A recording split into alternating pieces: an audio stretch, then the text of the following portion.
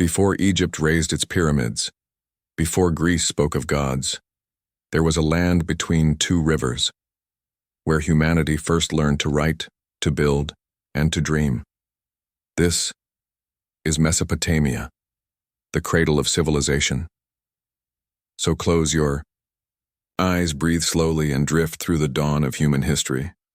Between two mighty rivers, the Tigris and the Euphrates, lay a stretch of land unlike any other in the ancient world. It was not a lush paradise at first, nor a kingdom of gold or marble, but a place of promise, a land that invited humanity to stay, to plant, and to dream. The rivers flowed down from distant mountains, carrying with them silt, water, and life. Each season they would rise and fall, flooding the flat plains before retreating once more, leaving behind rich, dark soil that shimmered beneath the sun. It was in this landscape that the story of civilization quietly began. Long before the first walls or temples appeared, small groups of wanderers came here following herds and wild grain. They were people who had lived for generations by moving with the seasons, hunters, gatherers, families bound by survival and memory. But here, in the land between rivers, something was different. The earth was kind to seeds, the water close enough to guide with ditches, and the wild grasses grew, thick and tall. For the first time it seemed possible to stay. The people learned the language of the soil. They watched the rivers, learning their moods, how the Euphrates wandered wide and slow, and how the Tigris ran faster, sometimes harsh, sometimes generous. They built small shelters from reeds and clay, simple at first, then stronger as years passed. Around their homes they began to tend small gardens, planting the seeds of barley and wheat that had once grown wild. Time in this place began to change its meaning. Seasons were no longer something to chase. They were something to live through, to prepare for, to shape. Families grew, villages formed, and the rhythm of life settled into the quiet hum of labor and rest. The land became dotted with smoke from cooking fires, the laughter of children, and the murmur of people speaking about harvest and rain. When the rivers flooded too much, they learned to build walls of earth to hold the water back. When the floods failed, they learned to dig canals to guide the river's gift where it was needed. Slowly, the people of this land began to bend nature to their will, though gently, as one might shape soft clay. They did not yet know the word civilization, but they were creating it, one furrow at a time, one field at a time. In the evenings, when the sun sank behind the horizon and the desert air cooled, they would sit by the fires and tell stories of the great rivers of spirits who lived within them, and of the mysterious forces that made the plants grow. They began to see patterns in the world, the return of the floods, the movements of stars, the lengthening and shortening of days. To understand these patterns was to feel closer to the gods they imagined. Life was simple, but it was not easy. Floods could destroy a season's work in a single night.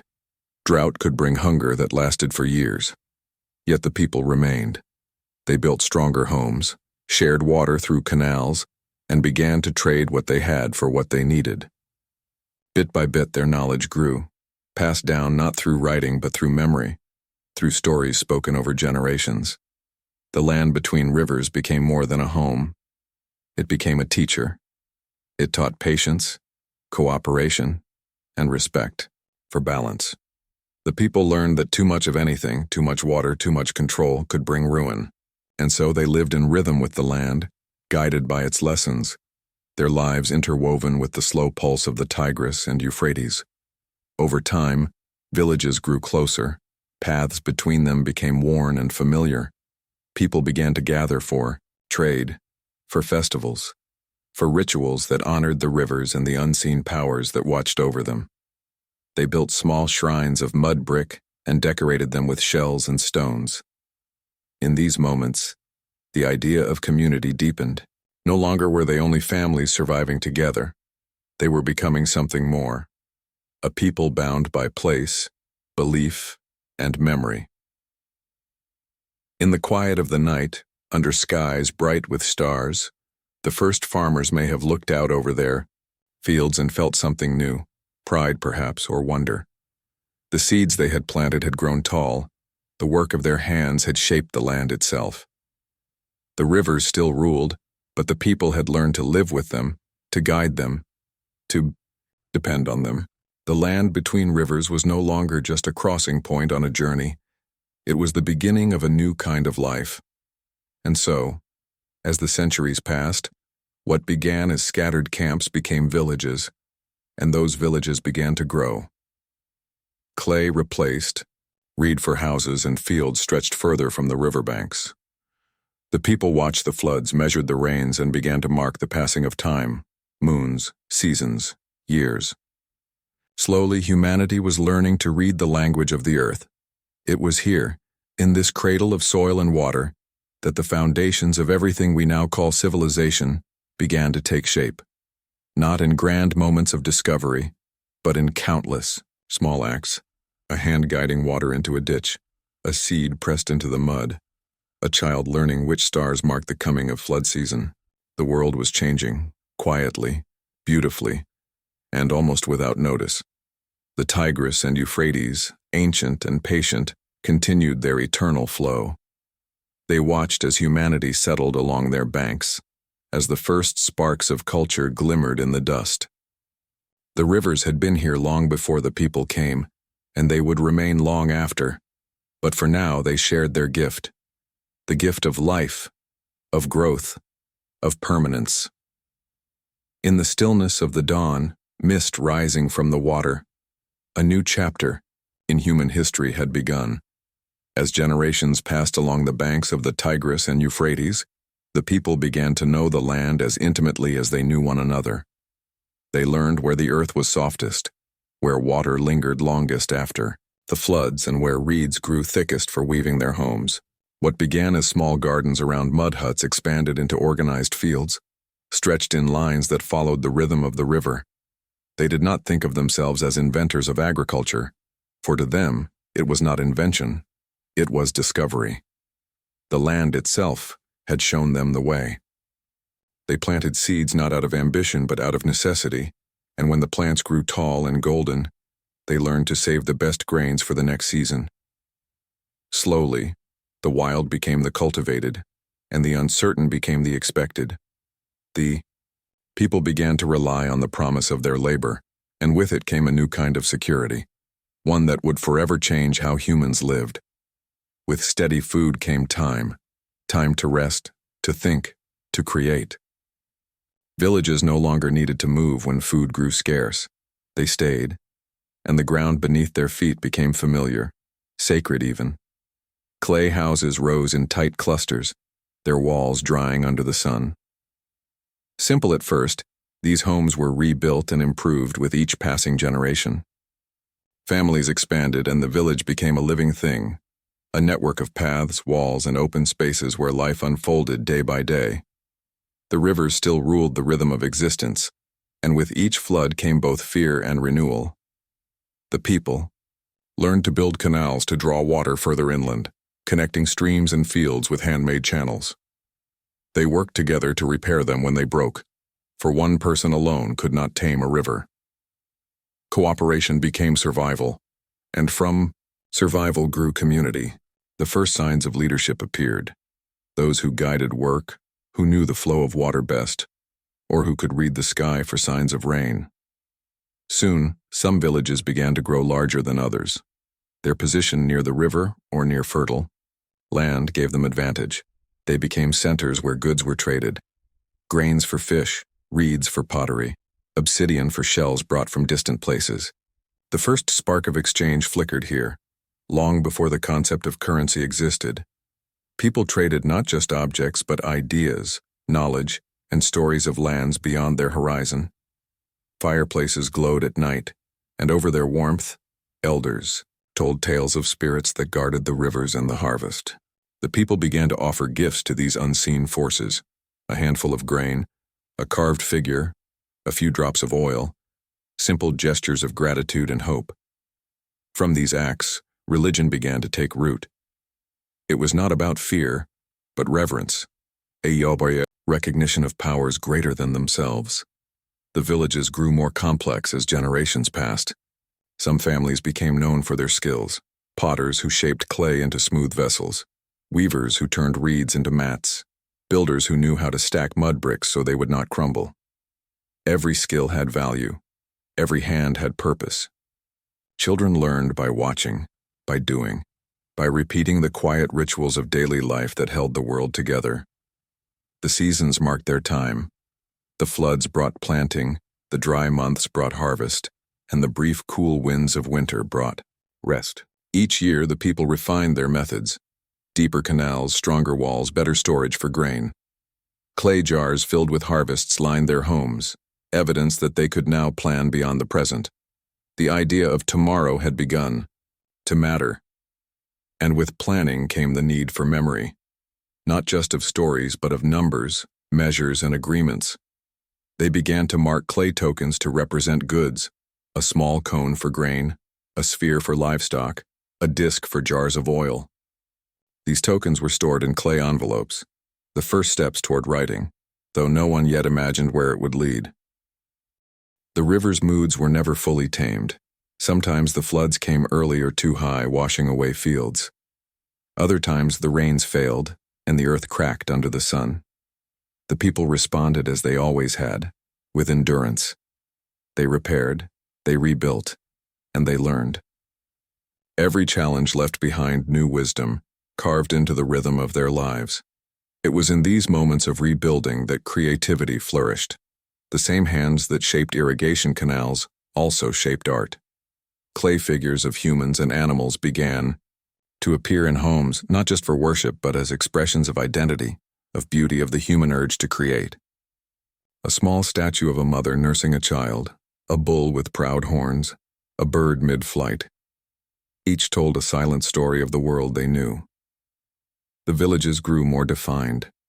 Central spaces emerged, open courtyards where people gathered, where news was shared, and where rituals took place.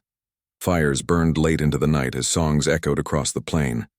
The sound of drums carried far, blending with the distant rush of the rivers. As the centuries turned, some villages grew into something more. Their walls spread wider, their temples rose higher, and their people multiplied. These were no longer small farming settlements, but early towns. Places like Eridu, one of the first to emerge near the southern marshes, where the people built temples in honor of their gods. These early temples, simple at first, stood on raised platforms of earth, symbols of connection between heaven and earth, man and divine. The people of Eridu and other growing towns began to look beyond mere survival. They sought order, meaning, and understanding. The more they worked together, the more they needed to organize, to measure time, divide land, record ownership, and plan harvests. Out of necessity came structure, and out of structure came civilization. And yet, even as they built and traded and prayed, they were still close to the soil, to the rivers, to the rhythm that had given them life. They did not yet see themselves as masters of nature, but as partners in its great cycle. The rivers gave and took in equal measure, reminding them always of their place within the balance of the world. As night fell over the plains, the sounds of the day faded, the voices, the animals, the creaking of wooden wheels. The rivers continued their soft murmur, steady as time itself. In their reflections danced the light of the stars, the same stars the people watched to mark their seasons, their lives, and their destiny. The villages slept, but within their stillness lay the heartbeat of something vast and enduring. The first steps of humanity's long walk toward civilization had been taken, slow, patient, and full of wonder, in the quiet land between the rivers. Over centuries, the villages along the rivers grew larger and more connected. Paths between them became well-trodden trade routes carrying not only goods but stories, songs, and ideas. The quiet simplicity of early farming life began to give way to something new. The hum of organized labor, the rhythm of a people building something greater than any single generation could imagine. The first great centers of human life began to emerge, and among them, none would shine brighter than Uruk. At first, it was no more than a gathering of villages clustered near fertile land and steady water. But as its people prospered, they built higher, broader, stronger. Mud brick walls surrounded growing neighborhoods. Temples rose at the center, dedicated to gods who watched over the city. In time, Uruk would become one of the first true cities in human history, a place where thousands of lives intertwined in purpose and possibility. The air was filled with sound, the clatter of tools, the low hum of workers shaping brick after brick, the murmur of merchants in the open markets. Canals laced the landscape like veins, feeding water into distant fields, while within the city, the heart of worship and administration pulsed, the temple, the ziggurat. These early temples were more than places of prayer. They were centers of power and organization. Priests managed the storage of grain, the distribution of goods, the measurement of harvests. They were keepers of balance, between people and gods, between land and labor. Around them, the city expanded like a living organism, each part feeding another.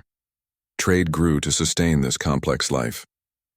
Clay jars of oil, baskets of dates, wool, fish, and grain flowed through the city's markets. Traders came from distant lands, traveling by river or across deserts, bringing precious stones, metals, and timber that Mesopotamia itself lacked. In exchange, they took back grain, textiles, and crafted goods. The city became a hub of movement, its people connected to lands they had never seen. As trade flourished, so did the need for record-keeping. The clay tokens of the early villages evolved. People began to press marks into wet clay tablets. Simple impressions at first, then symbols, each with meaning. These marks were the ancestors of writing. Cuneiform, the wedge-shaped script, that would soon transform the human story. The first tablets did not tell tales of heroes or gods. They listed quantities of grain, measures of oil, numbers of workers, and debts owed. Yet in these humble records, a miracle was unfolding.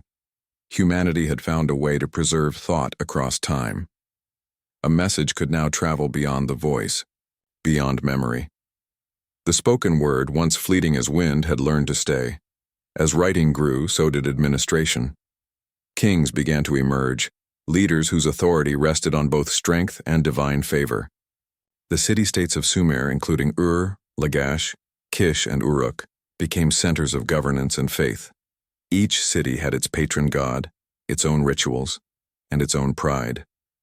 The land between rivers became a constellation of powers, connected yet competitive, each striving to shape the world in its image.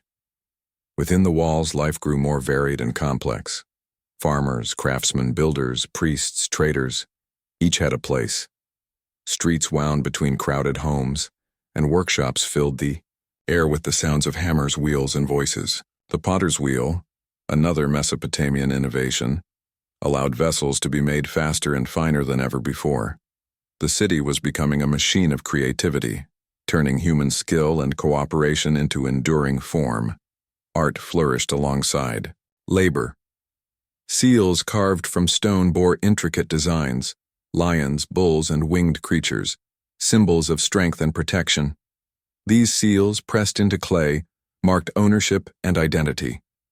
They were the signatures of an age before paper, proof that a person's work, their promise, and their place in the world could be recognized by a single image. The temple stood at the center of all. Its steps climbed toward the sky, and its shadow stretched across the city as the sun moved overhead. Priests conducted daily rituals to honor the gods: Inanna, goddess of love and war, patron of Uruk; Enlil, lord of wind and storms; and Enki, god of wisdom and water, who was said to dwell in the deep. Offerings of food, oil, and wine were placed upon altars, not merely as gifts but as acts of gratitude, a recognition that life itself was a sacred exchange. In the cool of the evening after the day's labor ended, the city glowed softly with the light of oil lamps. The scent of baked bread drifted through the air. Families gathered on rooftops to escape the heat, gazing at the stars that had guided their ancestors for generations. They spoke of harvests, of dreams, of omens in the sky. They told stories, of gods who shaped the world from clay, of great floods, of heroes who sought immortality. Among these stories, one would later be written into clay, the Epic of Gilgamesh, born in Uruk itself. It told of a king who sought to overcome death, only to learn that all things, even greatness, must return to dust. Though written long after the first city rose, its spirit was already alive in those ancient streets. The longing for meaning, the search for permanence in a world forever changing.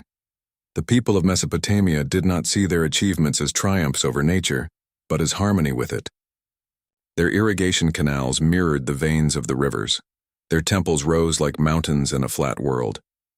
Every brick laid was a prayer, every harvest a hymn. In their order, they saw divine reflection, the belief that humanity's hands could continue the work the gods had begun. Beyond Uruk, new cities flourished. Ur to the south became a center of trade and culture, its ziggurat rising proudly above the plain. Lagash and Kish developed their own systems of law and governance. The region became a mosaic of innovation, a civilization woven from mud, water, and will. And yet, beneath all the progress, life remained fragile. The rivers that gave so much could still destroy. Walls could crumble, harvests could fail, and kingdoms could fall as swiftly as they rose. But the people continued to rebuild, their endurance as constant as the rivers that defined them.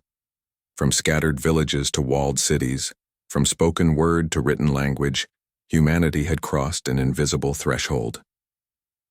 In the land between the Tigris and the Euphrates, the future had begun, a future built not in haste or conquest, but through the patient work of countless unknown hands.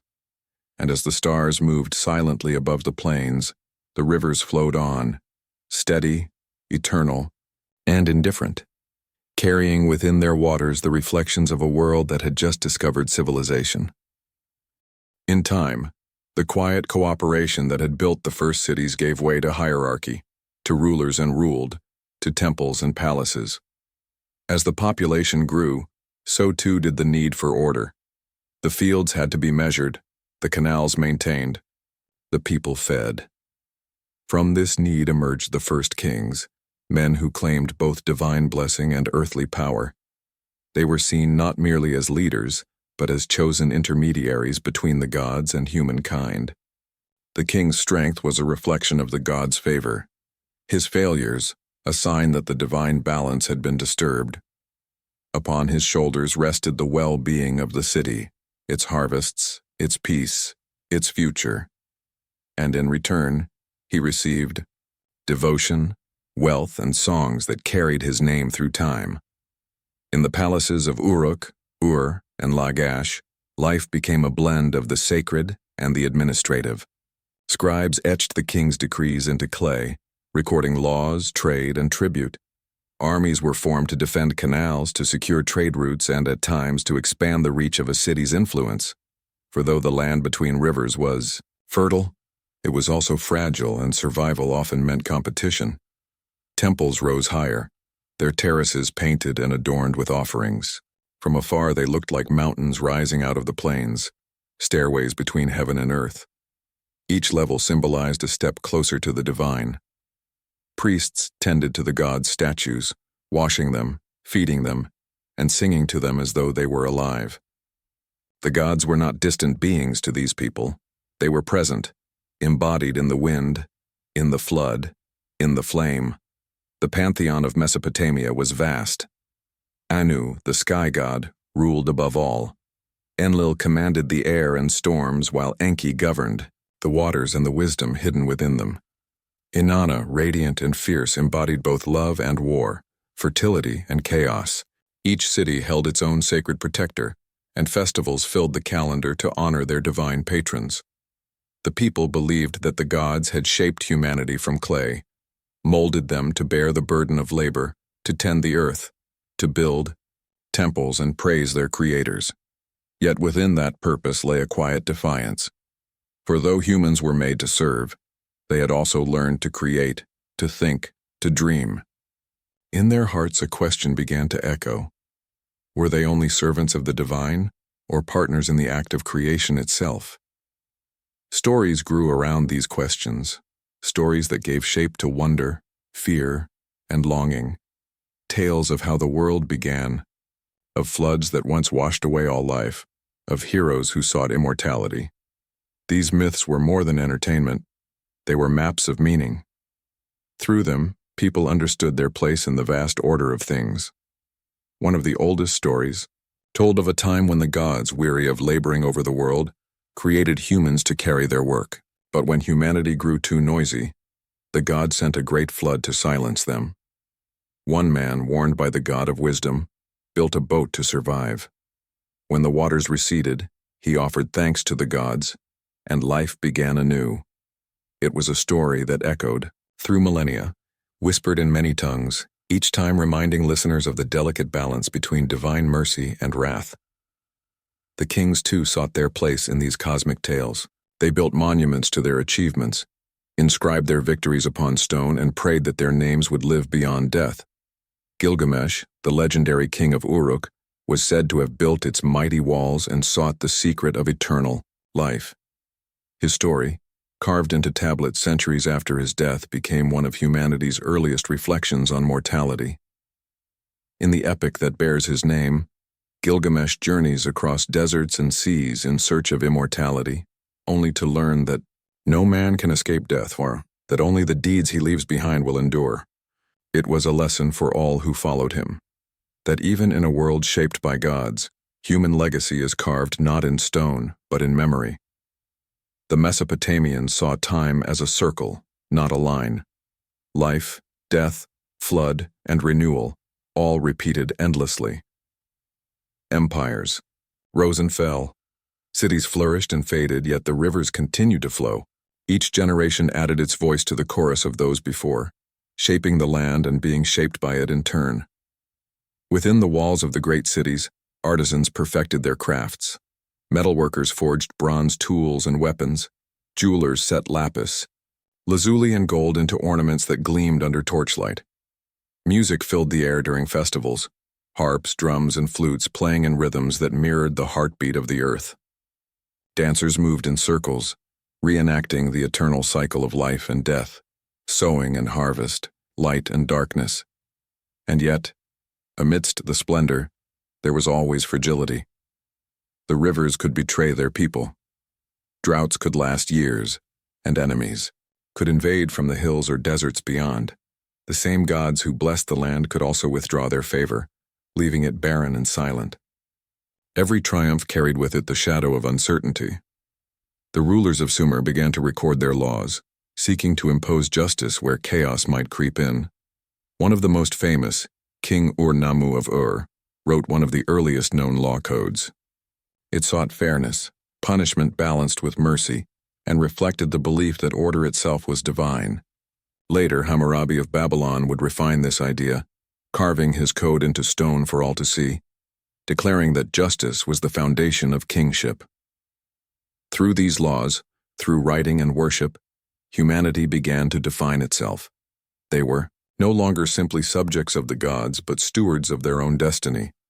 They sought to understand the heavens, to track the movements of stars, to predict the floods, to measure time. The first astronomers looked upward from temple rooftops, charting constellations that would later guide sailors and farmers alike.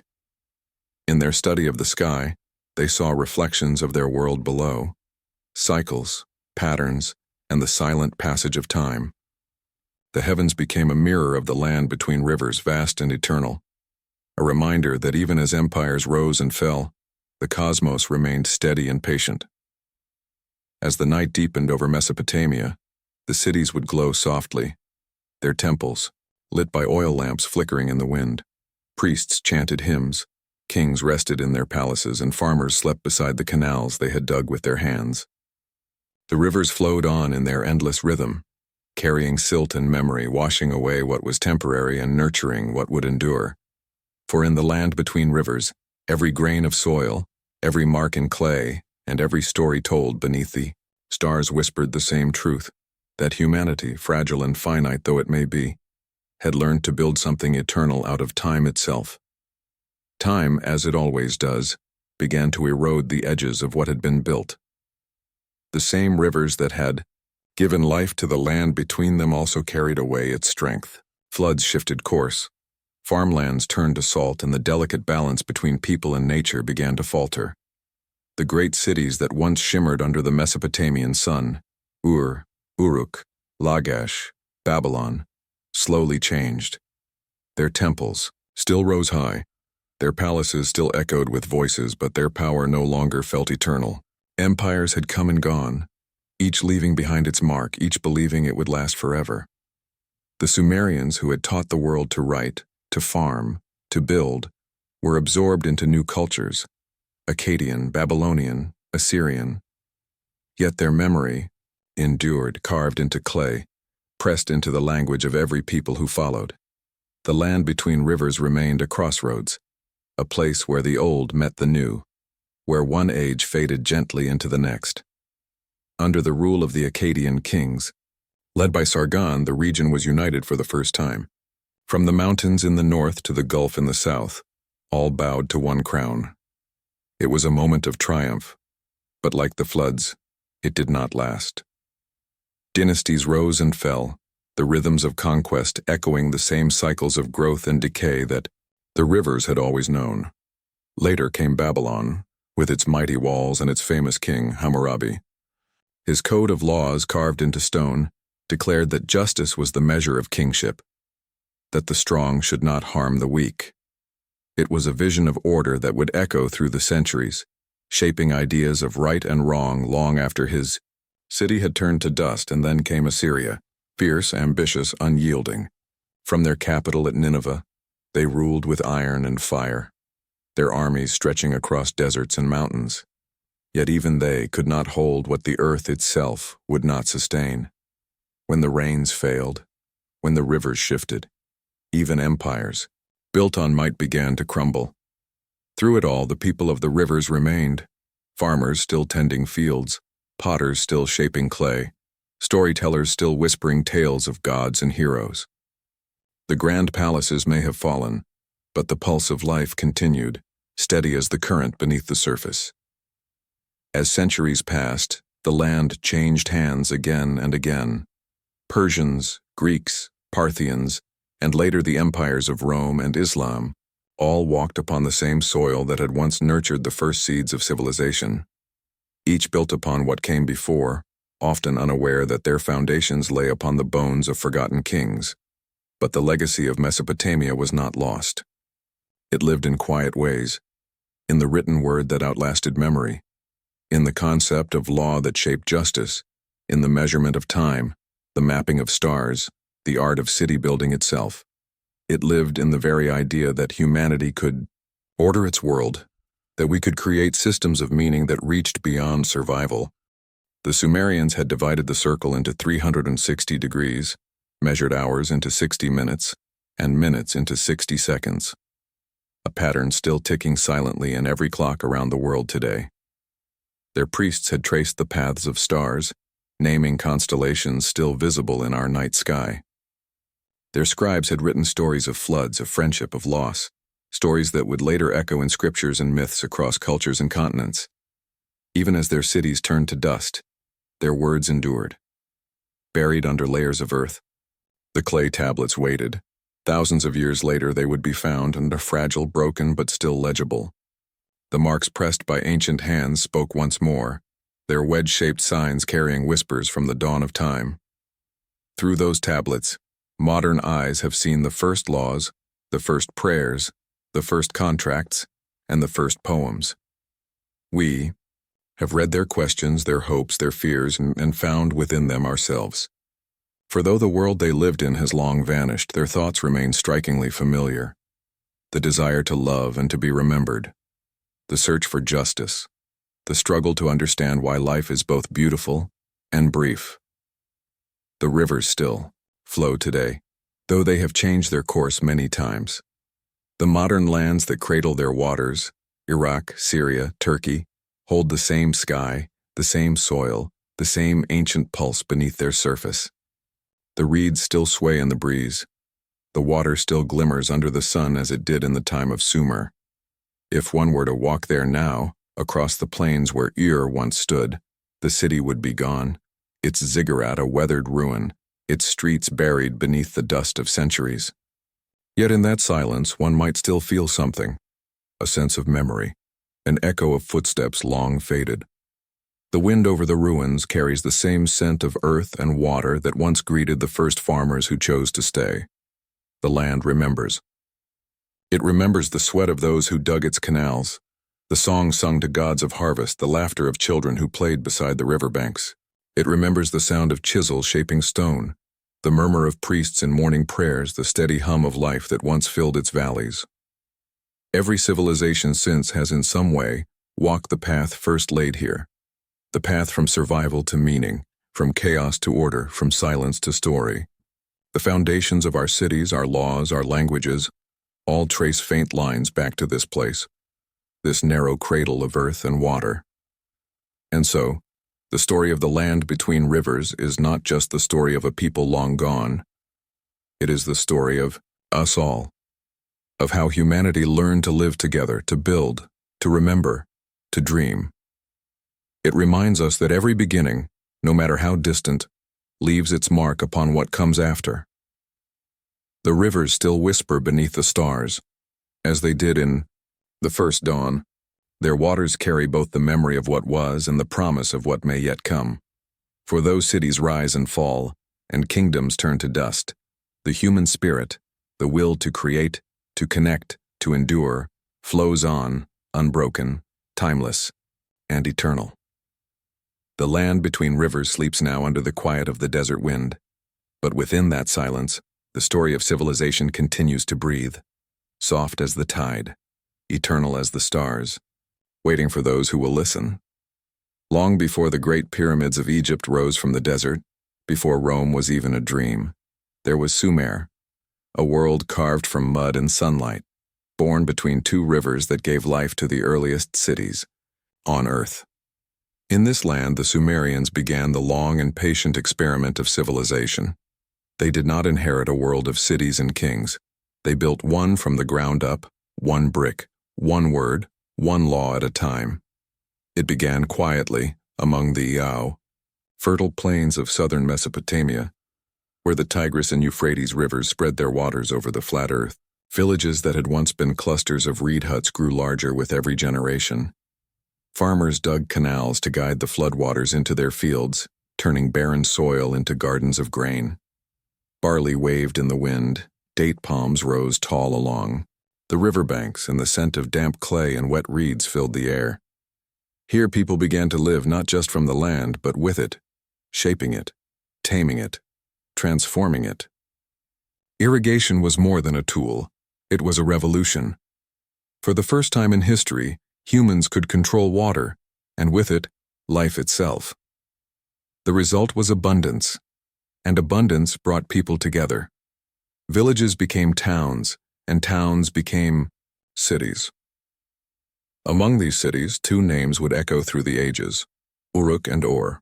Uruk, vast and bustling, became the beating heart of early civilization, surrounded by mighty walls said to have been built by the legendary king Gilgamesh.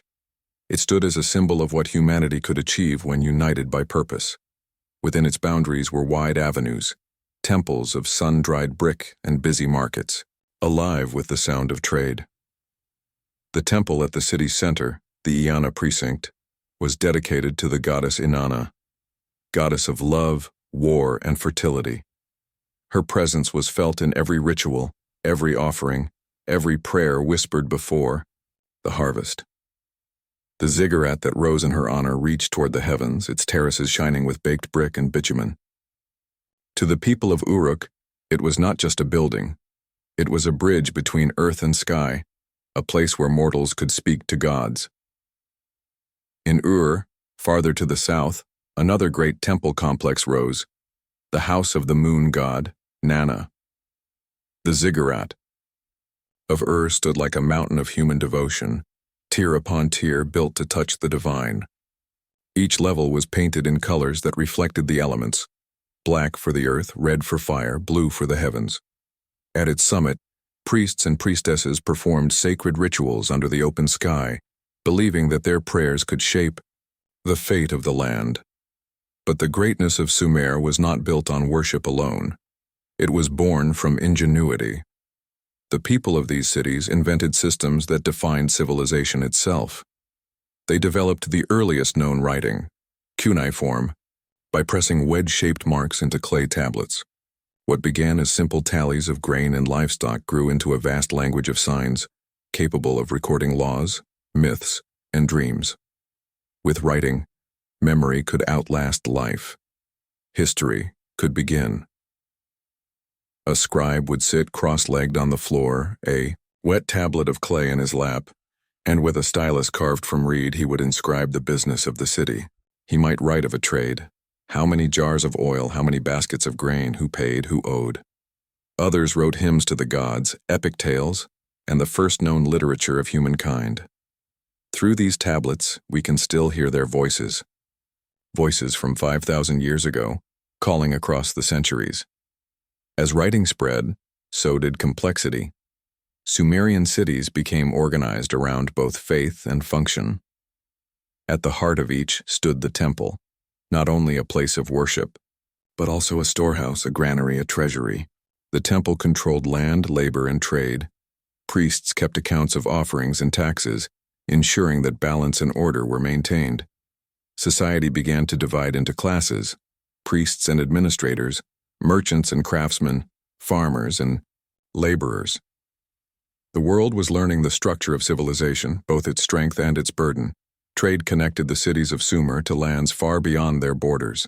Boats made of bundled reeds floated down the rivers and across the Persian Gulf, carrying goods to and from places as distant as Oman, the Indus Valley, and Anatolia. From these lands came copper, timber, lapis lazuli, and gold, rare treasures traded for the grain, wool, and textiles of Sumer. In the markets of Uruk and Ur, merchants haggled under the sun, and voices in many tongues mingled in the warm air. As prosperity grew, so did ambition. City-states began to compete for control of land and water. The same canals that sustained life could also divide it. To control irrigation was to control the harvest, and thus the fate of the people. Over time, local leaders, Lugal, meaning big man, rose to power. Some were chosen for their wisdom. Others seized authority by force. What began as cooperation evolved into governance, and governance into kingship.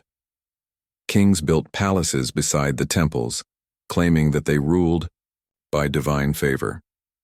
Their seals bore the images of gods, granting them authority, a circle of legitimacy that bound heaven and earth together. Each king became both servant and representative of the gods, expected to maintain the divine order of things. When the city prospered, it was proof that the gods were pleased. When famine or flood struck, the people turned their eyes toward the temple steps, wondering which sacred balance had been broken. Yet amid all their faith and labor, the Sumerians were dreamers. They imagined the world in ways that still shape how we think.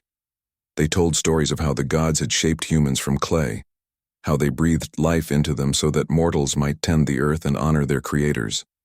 They spoke of the underworld, a shadowy realm where souls lingered, and of the heavens where divine light watched over all. These beliefs were not distant abstractions.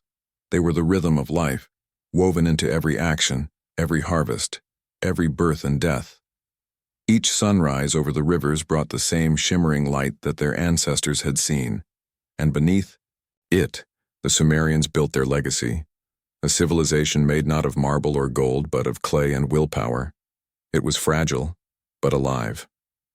And in the quiet hum of their cities, humanity found its voice.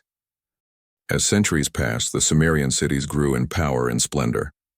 The land between the rivers became a web of thriving city-states: Uruk, Ur, Lagash, Kish, Eridu, and Nippur, each ruled by its own king, each guarded by its own gods.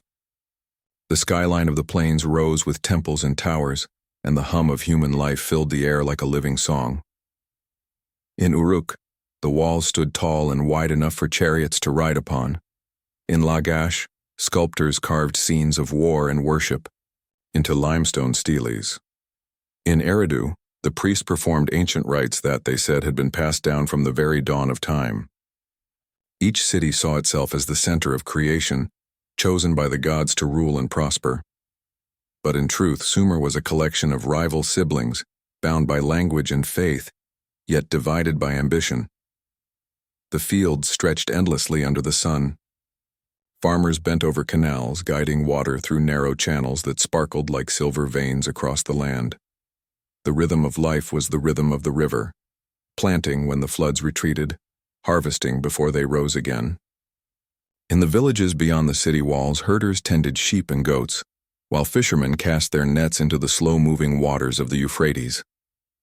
Inside the cities, craftsmen worked in courtyards shaded by palm leaves. Potters turned clay into elegant jars and bowls, spinning their wheels by hand. Metalworkers heated copper in clay furnaces, shaping tools and ornaments that gleamed with reddish light. Weavers worked with wool from the herds, dyeing it with colors drawn from plants and minerals. Every sound, the tapping of chisels, the hum of spinning thread, the hiss of boiling dye, became part of the melody of daily life. Trade was the blood that kept Sumer alive. Merchants carried goods along river routes and dusty caravan roads that stretched beyond the horizon. They traded barley and wool for copper from Oman, timber from Lebanon, and stone from Anatolia. The markets were full of color. Baskets of grain, shining metal tools, jars of oil, fragrant incense, and lapis lazuli, as blue as the evening sky. With trade came the need for precision. Sumerians became masters of measurement, inventing systems of weights and scales, and dividing time itself into ordered units. They observed the stars and charted the movements of the moon. They created the sexagesimal system, the base 60, from which we still measure minutes, seconds, and degrees. For them, mathematics was not just numbers. It was the language of harmony, a reflection of the order they saw in the heavens. But even as their cities flourished, tension simmered beneath the surface. Land and water were precious, and disputes between city-states were inevitable. Each city dug its canals deeper, built its defenses higher, and armed its men for war. Battles were fought over irrigation channels and fertile borders, and the victors carved their triumphs into stone for all to see. In Lagash, one such conflict would give rise to one of history's earliest recorded rulers, Eannatum. He led his armies against the neighboring city of Umma, claiming divine sanction for his conquest. His victory was immortalized on the stele of the vultures, a carved monument showing soldiers marching in ranks, trampling the fallen beneath their feet. Yet even in victory, Eannatum spoke not only of power but of duty, that his rule was a restoration of divine order, not a personal triumph. These early kings understood that authority required more than might. It required belief. They ruled as representatives of the gods chosen to maintain balance. The Mi, the sacred laws that governed both heaven and earth. Temples and palaces rose side by side, their foundations often inscribed with the king's name and a prayer that the gods might remember his devotion. To rule justly was to keep the world in harmony. To fail was to invite chaos, flood, famine, or the wrath of the heavens. It was during this era that Sumer gave birth to something extraordinary: law. In the city of Ur, long before the famous Hammurabi of Babylon, King Ur-Nammu issued a code that laid out rules for justice and fairness. The clay tablets that survive from his reign speak in clear, simple terms. If a man caused harm, he must make restitution. If someone lied in court, they would face punishment. The weak were to be protected from the strong. It was an attempt to shape human behavior through principle rather than fear, to replace vengeance with structure, chaos with order. The temple complexes were not just centers of faith. They were the engines of civilization. Within their walls, scribes recorded taxes, priests offered sacrifices, and officials managed the flow of goods. The temple stored grain for times of famine and distributed rations to laborers who built the great ziggurats. Each record, pressed into wet clay, formed part of a vast system of accountability. It was bureaucracy, the invisible machinery of empire, born from the reeds and rivers of Sumer. Meanwhile, life for ordinary citizens followed the rhythm of work and worship. Families lived in mud brick houses clustered along narrow streets. Courtyards served as both kitchen and workshop. Children played with clay toys shaped like animals or carts. In the evening, as the air cooled, neighbors gathered to share bread and beer, a thick, nutritious drink made from fermented barley.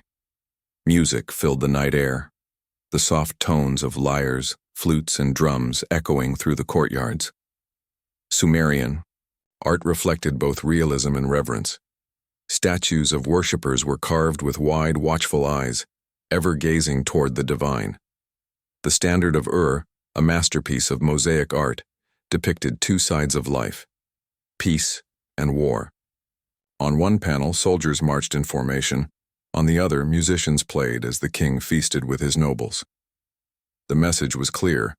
A ruler's duty was both to protect and to provide, to wield the sword and the shepherd's staff alike, and through it all, the gods were everywhere, in the rustle of the wind, the shimmer of water, the flicker of a flame. Each city had its patron deity, and every act of labor was an offering. The Sumerians saw themselves as partners in the divine plan, their work an extension of the god's will.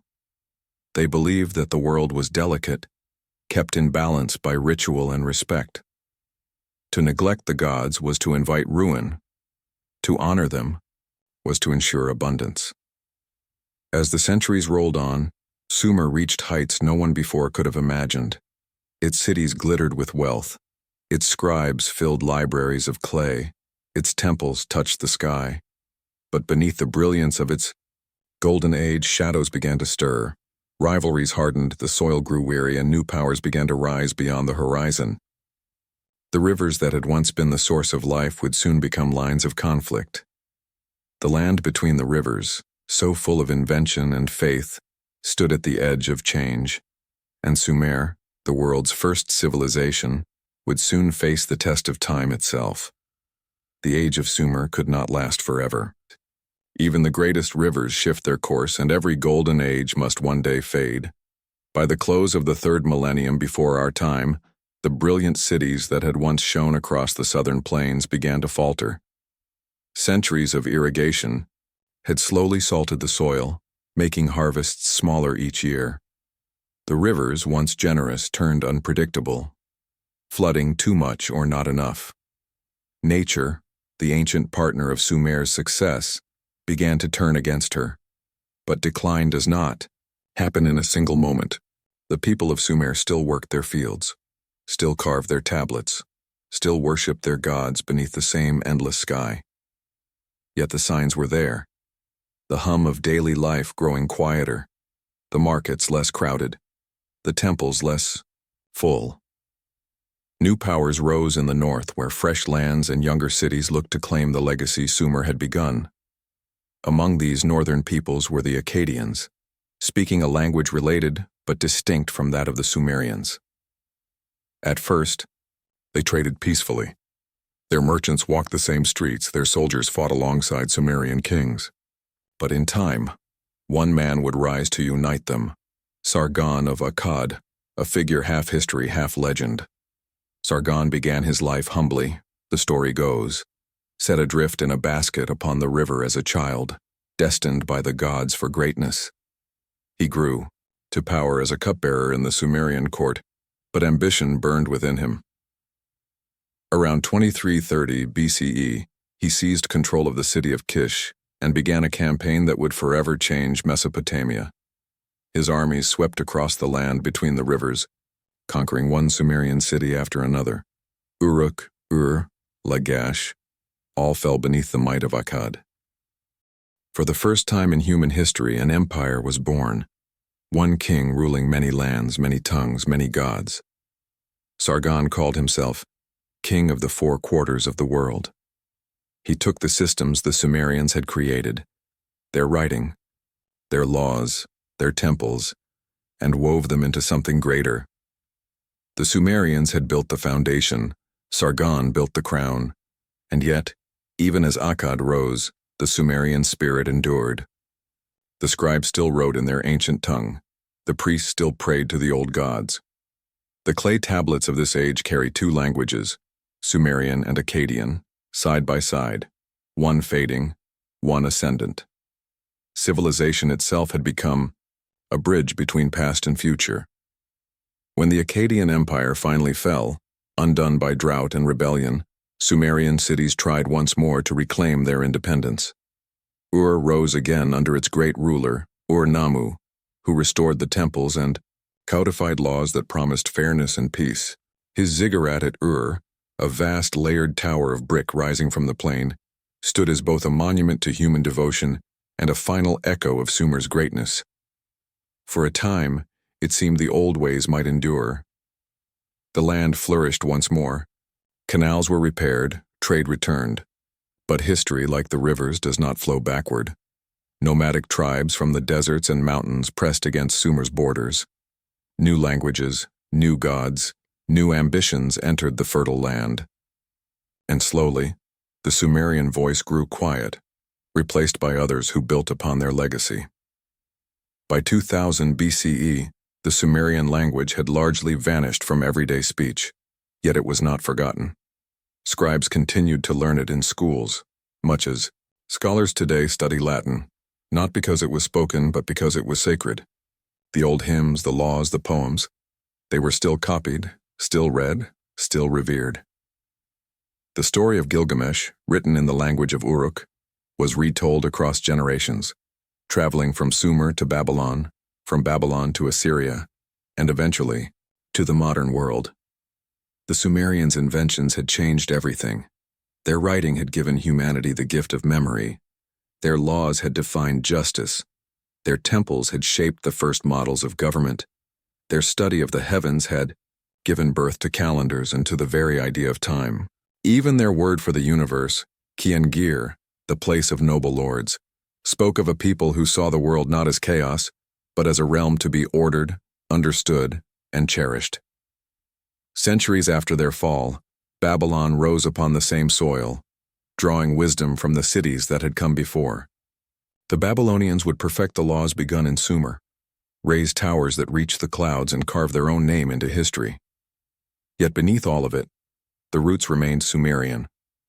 Every brick of Mesopotamian civilization was set upon the foundation the Sumerians had laid. If one could walk through those ruins today, through the quiet remains of Uruk or the weathered walls of Ur, the air would still carry whispers of that ancient life. The same hot wind moves through the reeds. The same stars shine above the flat horizon. The ziggurats are worn and broken, yet they still rise from the earth like the bones of forgotten gods. The clay tablets, once discarded or buried, now rest. In museums and archives, their marks still sharp, their messages still alive. When scholars first learned to read those wedge-shaped symbols, they discovered not just lists and numbers, but voices. They found songs of praise, love poems, riddles, and laments for cities lost to time.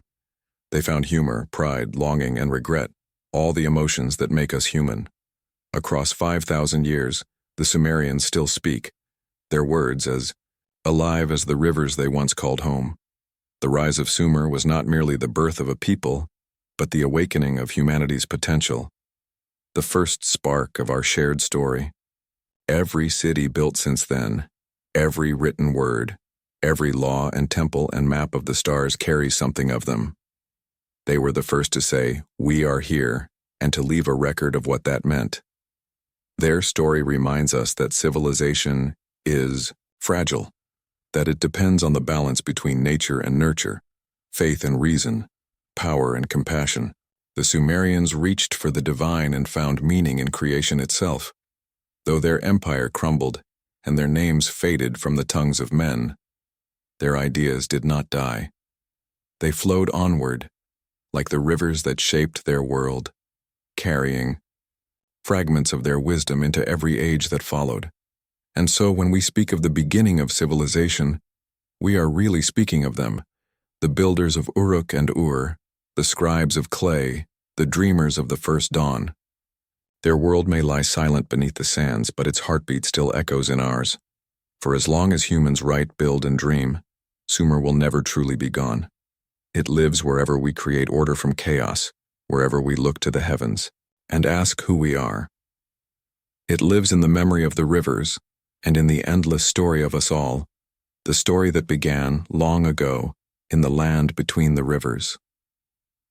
Long before humans learned to write their names, before kings had laws carved in stone or poets etched stories of gods, there were numbers, not numbers as we think of them today, No paper, no ink, no symbols on a page, but small clay tokens, shaped and counted, carried in the hands of merchants and temple officials across the plains of Mesopotamia.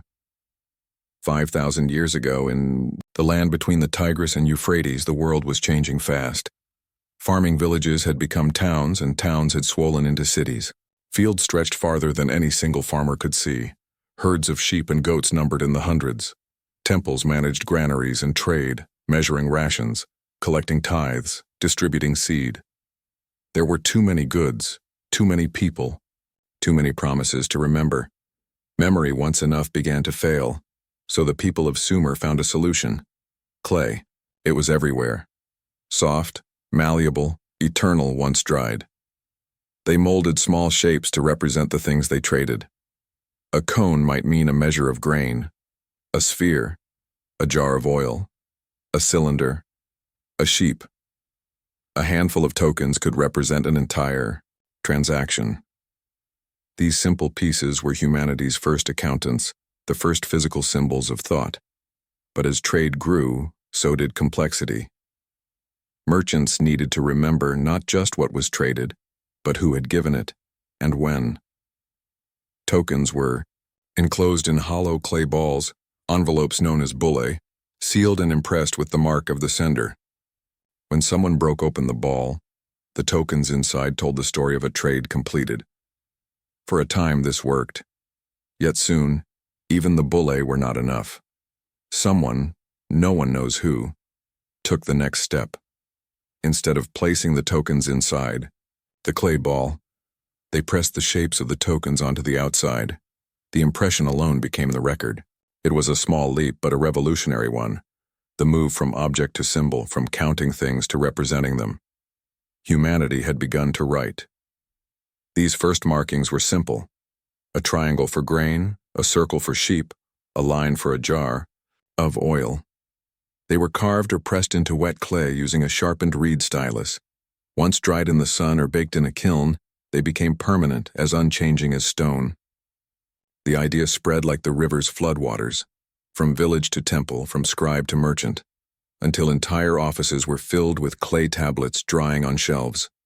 Writing was born not out of art or literature, but out of need. The need to remember. It was a tool for keeping life in order, for keeping humans accountable. The first scribes were not poets. They were record keepers. Their work was not beauty but precision, a daily labor of counting, marking, and calculating. Imagine a Sumerian scribe at work. The air is thick with the smell of baked clay. He sits cross-legged on a reed mat, a wet tablet before him, his stylus poised.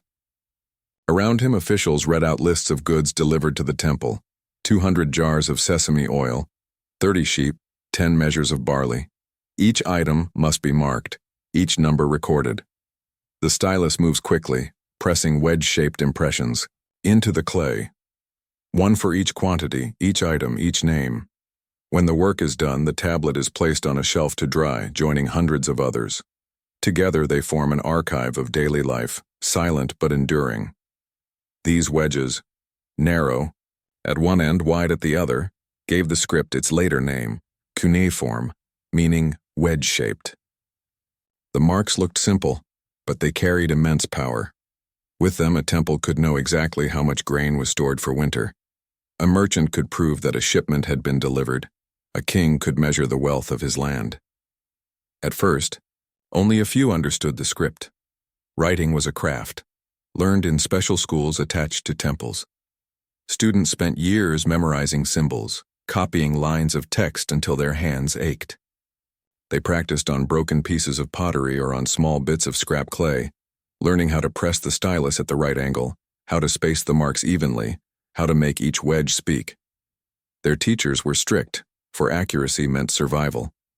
A single error could change the meaning of an entire record. Yet in those quiet schools, something unexpected began to happen.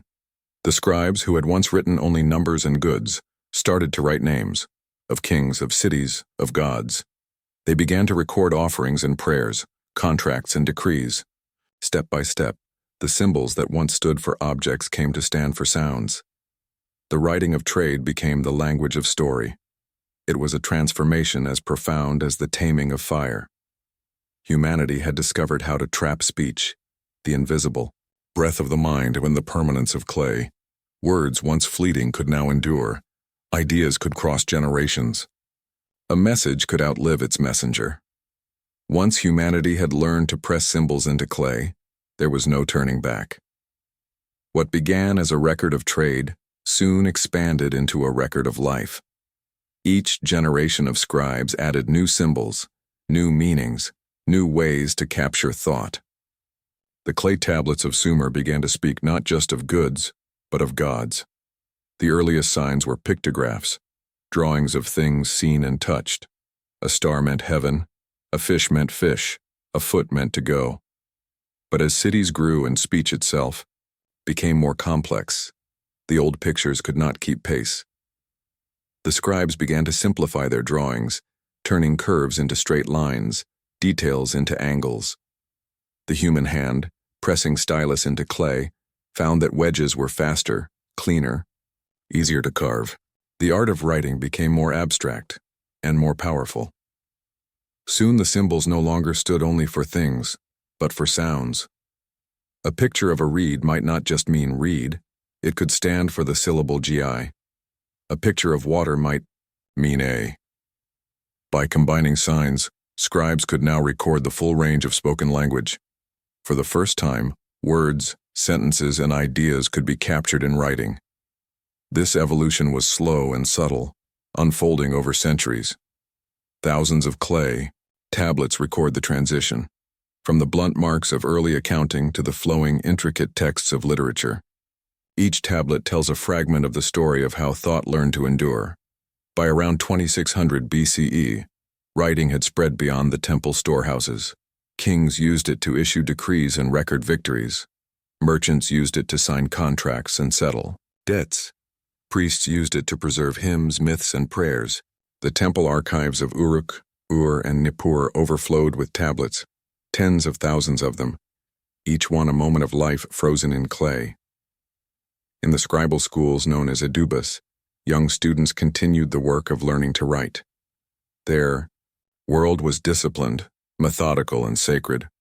To them, the reed stylus was not merely a tool, it was an extension of thought itself. They copied proverbs, lists of words, and practice lines until they knew every curve of every sign. Writing is the mother of eloquence, one proverb declared. The scribe who does not know his craft, what can he accomplish? These students wrote under the watchful eyes of teachers, often older scribes who had spent decades in the temple service. Their exercises revealed the rhythm of their days. Prayers to the gods of wisdom, lines of arithmetic, passages describing the duties of kings, and moral sayings about diligence and respect. Through repetition, they mastered not just the symbols, but the worldview of their civilization. With time, writing became more than a means of record-keeping. It became an instrument of power. Those who could write could command, control, and preserve. A city's survival depended on its archives, the ledgers of trade, the maps of canals, the lists of workers and soldiers. The ability to read and write set apart a new class, the scribes, men who held the keys to the memory of the state. The kings of Sumer soon realized the strength of this new art. To rule was to write, or to have others write in your name. Royal inscriptions began to appear on statues, walls, and steles. They declared the deeds of kings and their devotion to the gods. The written word became both a record and a proclamation, a voice carved in stone that could outlast the man who spoke it. One early inscription reads, "I am Enmetena, ruler of Lagash. The god Ningirsu granted me strength. I restored the temple and established justice." These were not the fleeting words of a herald. They were permanent, preserved. For eternity, to carve one's name into clay or stone was to step beyond mortality, to live forever in the memory of the land. Writing also transformed religion. Priests began to record their hymns and rituals, ensuring that the sacred words would never be forgotten. The prayers to Inanna, Enlil, and Nana that once passed from mouth to mouth were now fixed in clay. What had been oral tradition became scripture, The gods themselves, it seemed, had entered the world of writing. In the quiet sanctuaries of the temples, scribes inscribed the names of deities, the details of offerings, the cycles of the moon and stars. They believed that by preserving the correct words, they preserved harmony between heaven and earth. To miswrite a sign was not just an error, it was a disruption of cosmic order. But beyond temples and kings, something else began to bloom. The first stirrings of literature. Once language could be written, imagination followed. Scribes began to record stories that had been told aloud for generations. Myths of gods and heroes, of love and loss, of creation and destruction. Among the earliest of these was the story of Enmerkar and the Lord of Aratta, a tale of rivalry between two great cities told in rich poetic form. Soon came the Epic of Gilgamesh, the world's oldest known epic poem, carved into clay tablets in flowing lines of cuneiform. These stories carried not just entertainment but reflection, questions about life, death, friendship, and the will of the gods. Writing gave the Sumerians a way to hold their thoughts still long enough to study them, to turn them over, to wonder. It was here, in the soft clay of Sumer, that the human mind first learned to see itself. Every mark pressed by a stylus was both a word and a memory, a bridge between the living and the eternal. Writing turned thought into monument, fleeting sound into timeless sign, and as cuneiform spread, it began to reshape the world far beyond the boundaries of Sumer. By the middle of the 3rd millennium BCE, the script was adopted by neighboring peoples, the Akkadians, Elamites, and Assyrians. Each adapted it to their own language, modifying signs, creating new ones, but always preserving its core, the wedge. The clay tablet became the passport of civilization. Wherever it traveled, it carried the promise that knowledge could outlast death. As centuries passed, the wedge-shaped signs of cuneiform spread across the vast lands of the Near East. What had begun in the temple storehouses of Sumer found its way into the palaces of kings, the courts of justice, and the homes of merchants. The script of clay became the common language of power, law, and knowledge. In the age of the Akkadian kings, the cuneiform script took on new life. Sargon of Akkad, the world's first empire builder, recognized the value of writing not just as a record, but as a weapon of unity. His scribes used cuneiform to bind together many tongues under one rule. They translated the Sumerian signs into the Akkadian language, recording laws, treaties, and chronicles. Through writing, the empire remembered itself. Clay tablets filled with decrees were sent across the land, instructing governors and generals. Messages that once required a man's voice could now travel without him.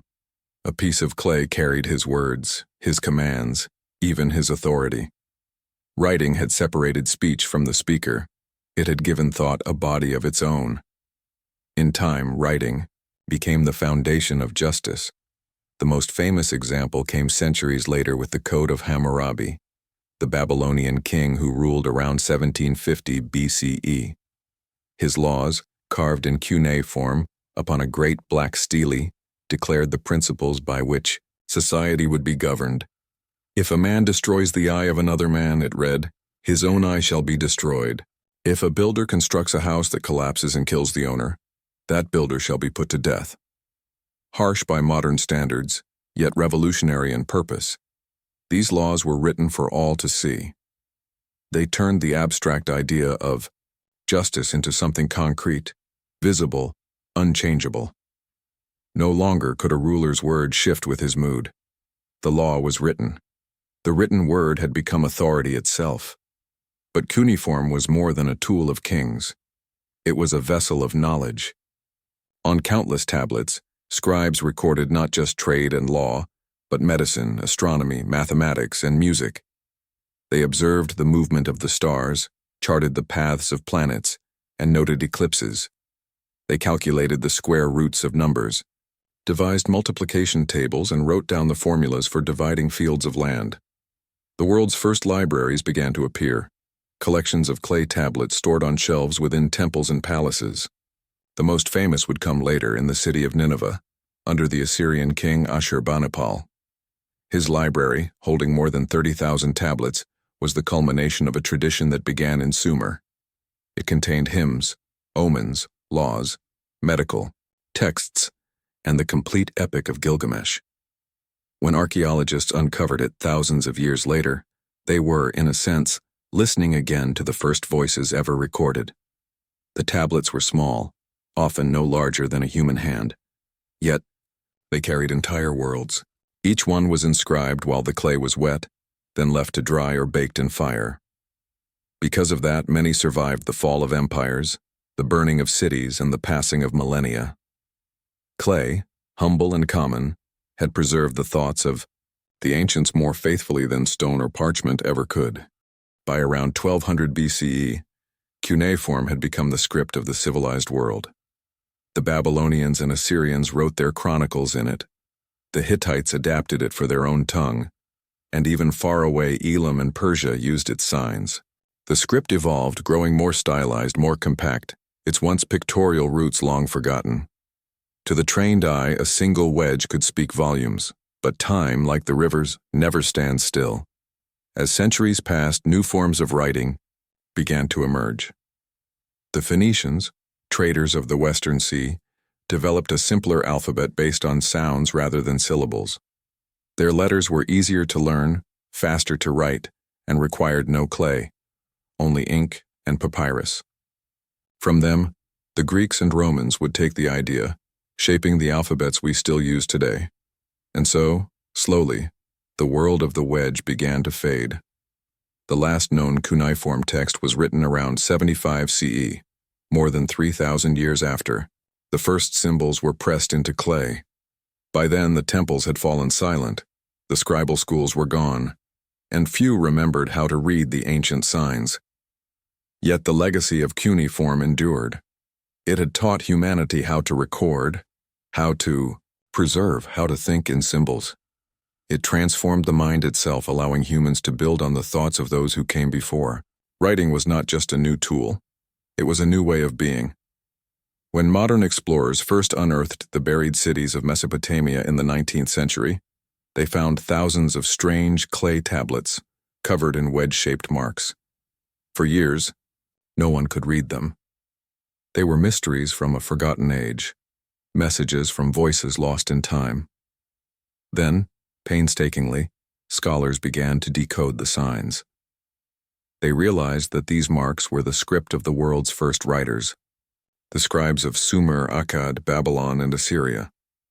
Slowly, their words began to speak again. They told of trade and taxes, of kings and wars, of love poems and laments for cities long vanished beneath the sand. One tablet bore a student's complaint to his teacher. Another contained a recipe for beer.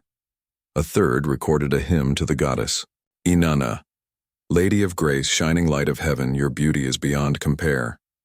Through these voices, long silent, humanity remembered itself. Cuneiform had begun as a way to count grain, yet it became the language of civilization. It captured prayers, laws, science, and dreams. It gave humanity its first history. And in doing so, it gave us the means to remember who we are. Even now, the thought of it humbles us. The first person who pressed a stylus into wet clay could not have imagined what they began. From those soft impressions came libraries, literature, and law, the architecture of memory itself. The clay tablet became a mirror, reflecting back the human mind. And though the last scribes laid down their styluses thousands of years ago, their words remain, whispering softly through time, the eternal echo of the moment when humankind first taught thought to endure. In the heart of ancient Mesopotamia, beneath the same wide skies that still stretch over Iraq today, stories were born that would echo through the ages. They were not written at first, but spoken, murmured by firelight, whispered in temples, recited in royal courts. These were tales of gods and kings, of creation and chaos, of men who walked among the divine. Over time, as scribes pressed their styluses into clay, those spoken words became immortal. They became the world's first literature, the first great epics ever told. In the beginning, Kingship itself was seen as a divine gift. To rule was not merely to govern, it was to carry the mandate of heaven. The Sumerians believed that after the Great Flood, the gods descended once more and restored kingship to humankind. Lists of kings were carved into tablets, tracing their rule back to the dawn of time. But the early kings were not ordinary men. They were heroes, sometimes demigods, beings who stood halfway between earth and sky. Among these names, one shines, brightest, Gilgamesh, king of Uruk. His story became the heartbeat of a civilization, the tale of a man who sought immortality and found wisdom instead. Yet Gilgamesh was not alone in the tapestry of myth. Around him gathered a pantheon of gods and rulers whose lives blurred the line between memory and legend. The Sumerians saw their world as a reflection of divine order. Every city had its patron god, and every ruler served as the earthly caretaker of that deity's domain. The god Enlil ruled the winds and decreed destiny. Inanna, goddess of love and war, embodied both passion and destruction. Enki, the god of wisdom and water, shaped the world with cleverness and compassion. To anger these gods was to invite chaos. To honor them was to ensure the balance of life. Kings built temples not just of mud and stone, but of meaning. They rose like mountains. Over the plains, ziggurats, stairways between heaven and earth. From their summits, priests offered sacrifices, and the smoke curled upward toward the sky, carrying prayers for rain, for victory, for life itself. Within these sacred spaces, the ruler stood as the bridge between gods and men. His word was divine decree. His duty, to preserve harmony in both heaven and the land below. The earliest kings, like Enmerkar and Lugalbanda, were remembered as both warriors and poets. They were said to have spoken with gods, to have tamed wild beasts, to have brought prosperity to their people through wisdom and strength.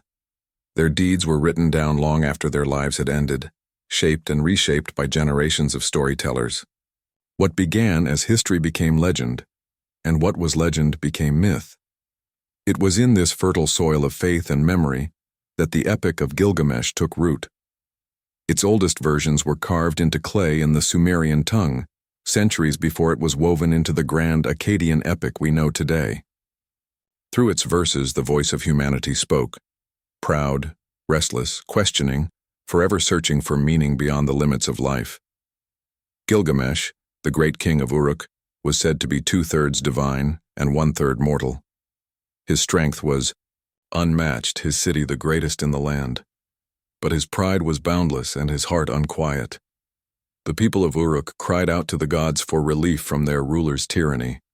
So the goddess Aruru shaped from clay a wild man, Enkidu, to challenge Gilgamesh and restore balance. The two met as enemies, wrestling in the streets, shaking the very foundations of the city. Yet in their struggle they found friendship. And from that friendship came adventure, a journey to slay monsters, defy gods, and confront the boundaries of the human spirit. Their story was more than an epic. It was a mirror held up to the soul of early humanity. It asked the questions that would echo forever. What does it mean to be mortal? What endures when we are gone? What makes a man truly wise? The people who first heard the story of Gilgamesh did not see it as fiction. To them, the world of gods and men was one continuous landscape. The winds that blew from the desert carried divine whispers. The floods that rose from the rivers were signs of the gods' will. Every stone, every star, every heartbeat was connected to something larger, unseen but always near. And so the kings of Mesopotamia ruled not only with armies and laws, but with myths. Their stories shaped the people's faith and gave their reigns meaning. A ruler who built a temple was more than a man of power. He was a keeper of cosmic order. When he fought in battle, it was not merely for land, but for the balance of heaven and earth. In that world, legend was not separate from life.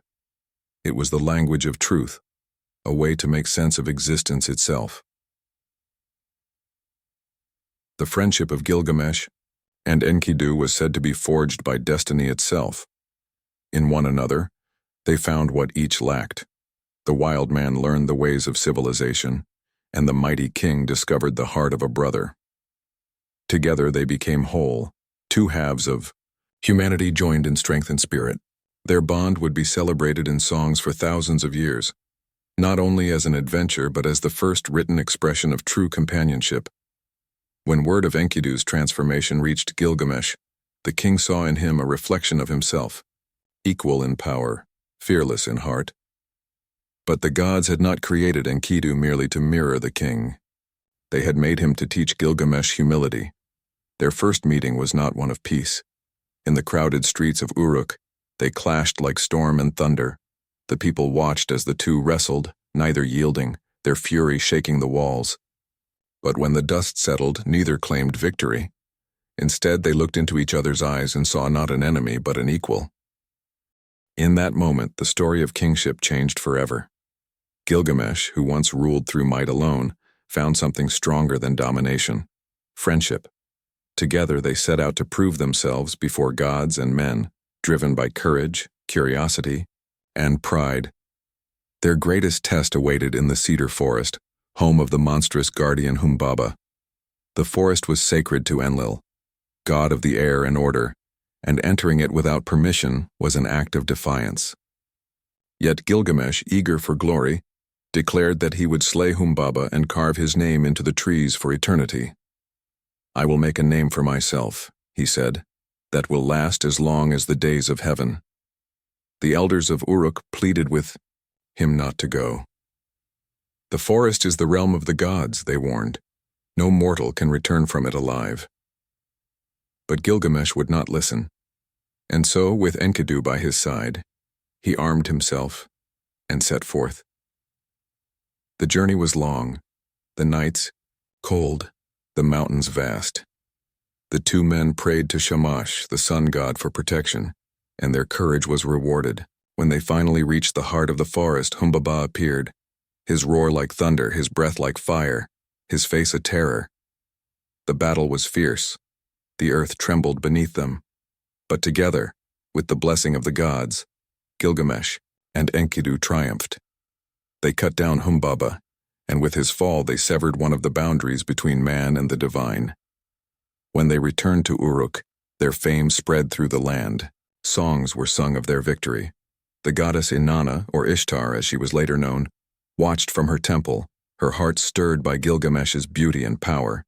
She descended to him and offered her love.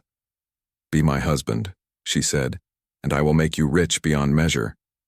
Kings and princes will bow before you." But Gilgamesh refused her. He remembered how she had treated her past lovers, each one destroyed or cursed when her desire faded. "You are a fire that goes out in the cold," he told her, "a door that breaks when it is pushed." His rejection enraged the goddess, and in her fury she sent the bull of heaven to punish him. The beast descended upon Uruk, trampling fields, killing hundreds. Once again, Gilgamesh and Enkidu fought side by side. Together, they slew the bull and offered its heart to Shamash. But their victory came at a cost. The gods gathered in council and declared that their arrogance had gone too far. The order of heaven had been broken. "Let one of them die," they decreed, "for they have offended the divine." Enkidu, the wild man made from clay, was chosen. In dreams he saw his fate. He cursed the day he was born and the gods who had created him. Gilgamesh sat beside him helpless, his strength useless against death. As the days passed, Enkidu grew weak. His laughter faded. His spirit dimmed like a dying flame. When at last he closed his eyes, Gilgamesh covered his face with his hands and wept. His cries echoed through the streets of Uruk. For 7 days and nights he mourned, refusing to eat, refusing to rest. "Shall I not die too?" he asked. "Am I no different?" The realization pierced him deeper than any sword. Even kings must perish. In the silence that followed his grief, Gilgamesh felt the weight of all human sorrow. Power could not protect him. Glory could not save him. The gods, he now knew, had given mortals one gift and one curse, the awareness of their own end. And so, he left Uruk once more, this time not to seek victory, but to seek understanding. He journeyed into deserts and across seas, searching for the secret of eternal life. He sought Utnapishtim, the ancient man who had survived the great flood and been granted immortality by the gods.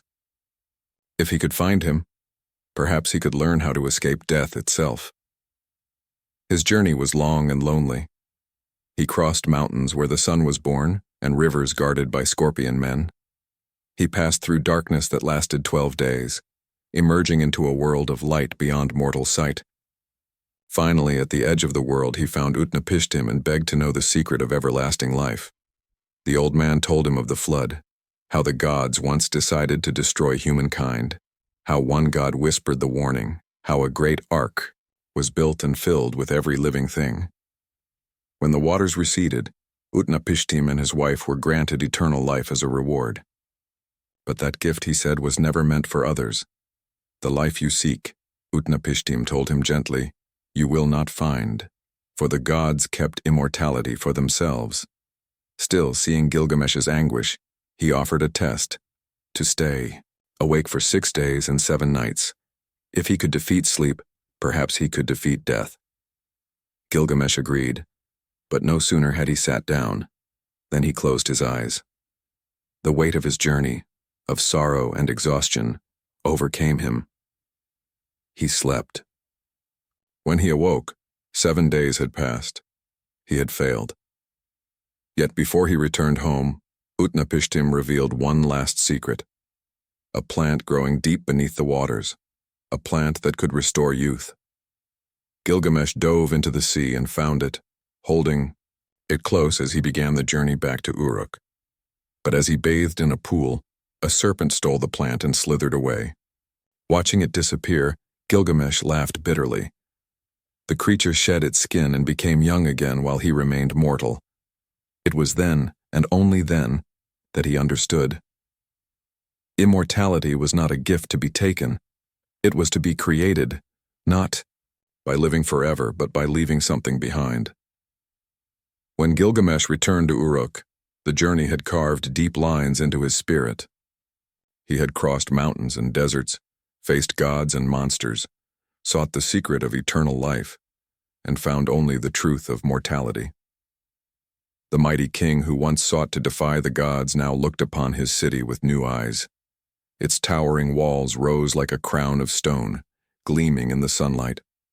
He ran his hand along the bricks, each one laid by the hands of his people, and for the first time he saw not his own greatness, but theirs. These walls, he thought, will endure long after I am gone. This city is my immortality. He stood upon the ramparts of Uruk, watching the Tigris flow in the distance, and felt the weight of all he had learned. He understood now that a king's duty was not to escape death, but to build something that would outlast it, to protect his people, to shape a world where memory itself could live. The story of Gilgamesh, passed from voice to voice, tablet to tablet, became a reflection of that truth. His search for immortality became the mirror of humankind's own longing to understand our place between earth and eternity. In his triumphs and failures, in his grief and awakening, the first great hero of literature became a symbol for all who dream beyond their limits. The scribes who recorded his tale did not merely preserve a story, they preserved a revelation. On their clay tablets, they captured the first expression of existential thought, that life is precious because it ends, that greatness lies not in escaping time, but in giving it meaning. Through these words, Gilgamesh lived on, and so did the people who told his story.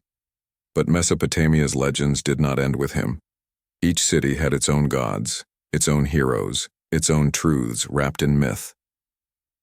In the city of Kish, the priests spoke of Etana, the shepherd king who flew to heaven on the back of an eagle in search of the plant of birth. In Eridu, they told of Adapa, the wise man created by the god Ea, who broke the wing of the south wind and was denied immortality for refusing the food of life.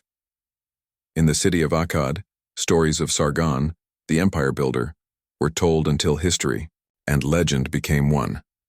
He was said to have been born in secret, set adrift in a basket on the river, and chosen by the goddess Ishtar to rule the world. a tale that would echo centuries later in other lands, told of other children and other rivers. The line between god and king was always thin in Mesopotamia. Rulers were not merely chosen by the gods. They were often believed to carry divine essence themselves. Their power was both sacred and fragile, for every victory depended on the will of heaven. When drought came or enemies struck, the people questioned whether their king had lost favor with the gods. To rule was to walk between worship and wrath, between eternity and dust. In temples and palaces, the stories of the gods shaped how people saw their world. The Mesopotamians believed that their cities were reflections of the heavens, each one a sacred copy of the divine realm. The gods lived as people did, feasting, quarreling, loving, warring, but on a scale beyond human measure. Their myths explained the order and chaos of existence. The tale of creation recorded in the Enuma Elish told of how the god Marduk rose from battle against the primordial sea goddess Tiamat. From her defeated body, he shaped the world, dividing heaven from earth, light from darkness, and giving each god their place. To secure peace, he created humankind from the blood of a defeated god, so that mortals might serve in labor and worship, freeing the gods from toil. It was a story not just of origin, but of purpose. To live was to maintain the order born from chaos, to serve the divine design that held the universe together. Every myth, every prayer, every line of cuneiform carved into clay reflected the same understanding. The gods gave kings their crowns, but those crowns were heavy with responsibility. And yet, beneath all the ritual and reverence, the people of Mesopotamia never stopped wondering. Their myths carried questions, not certainties. Why must the good die young? Why do the gods allow suffering? What lies beyond the end? In those ancient tablets, one can still feel the pulse of humanity reaching toward meaning. When Gilgamesh looked upon his city one last time, he spoke to the ferryman who had guided him across the waters of death. "See these walls," he said, "whose foundation was laid by the 7 sages. Walk upon them, measure their height. The glory of Uruk will stand forever." Those words became his final gift to history, the understanding that legacy, not immortality, is the measure of a life well lived. His story did not promise that man could become God, but that man could leave behind something divine through creation, courage, and memory. As the centuries rolled on, kingdoms rose and fell across Mesopotamia. Sumer gave way to Akkad, Akkad to Babylon, Babylon to Assyria, each built upon the ruins of the last, carrying forward fragments of the same myths. The gods changed names, but their essence remained. Inanna became Ishtar, Enlil became Bel, Ea became Enki, then Oannes. The stories shifted shape but never died. They lived in the hands of new scribes, in the echoes of new tongues. Even as the last cuneiform tablets were pressed and the old temples crumbled into dust, the legacy of those early myths endured. They passed westward through trade and conquest, reshaped into new faiths, new scriptures, new heroes. Echoes of Gilgamesh, Etana, and Adapa can still be heard in later tales. The flood of Noah, the quest of Hercules, the wisdom of Solomon. Each carried forward the same yearning born in Sumer's clay, the desire to bridge the gap between the mortal and the eternal, between man and God. In that sense, the kings of Mesopotamia achieved what Gilgamesh could not. They found a form of immortality, not in their temples or empires, which time would erase, but in their stories, which time could never destroy. When archaeologists uncovered the buried libraries of Nineveh and Babylon, they did more than rediscover history, they resurrected memory. The voice of Gilgamesh, silent for thousands of years, spoke again.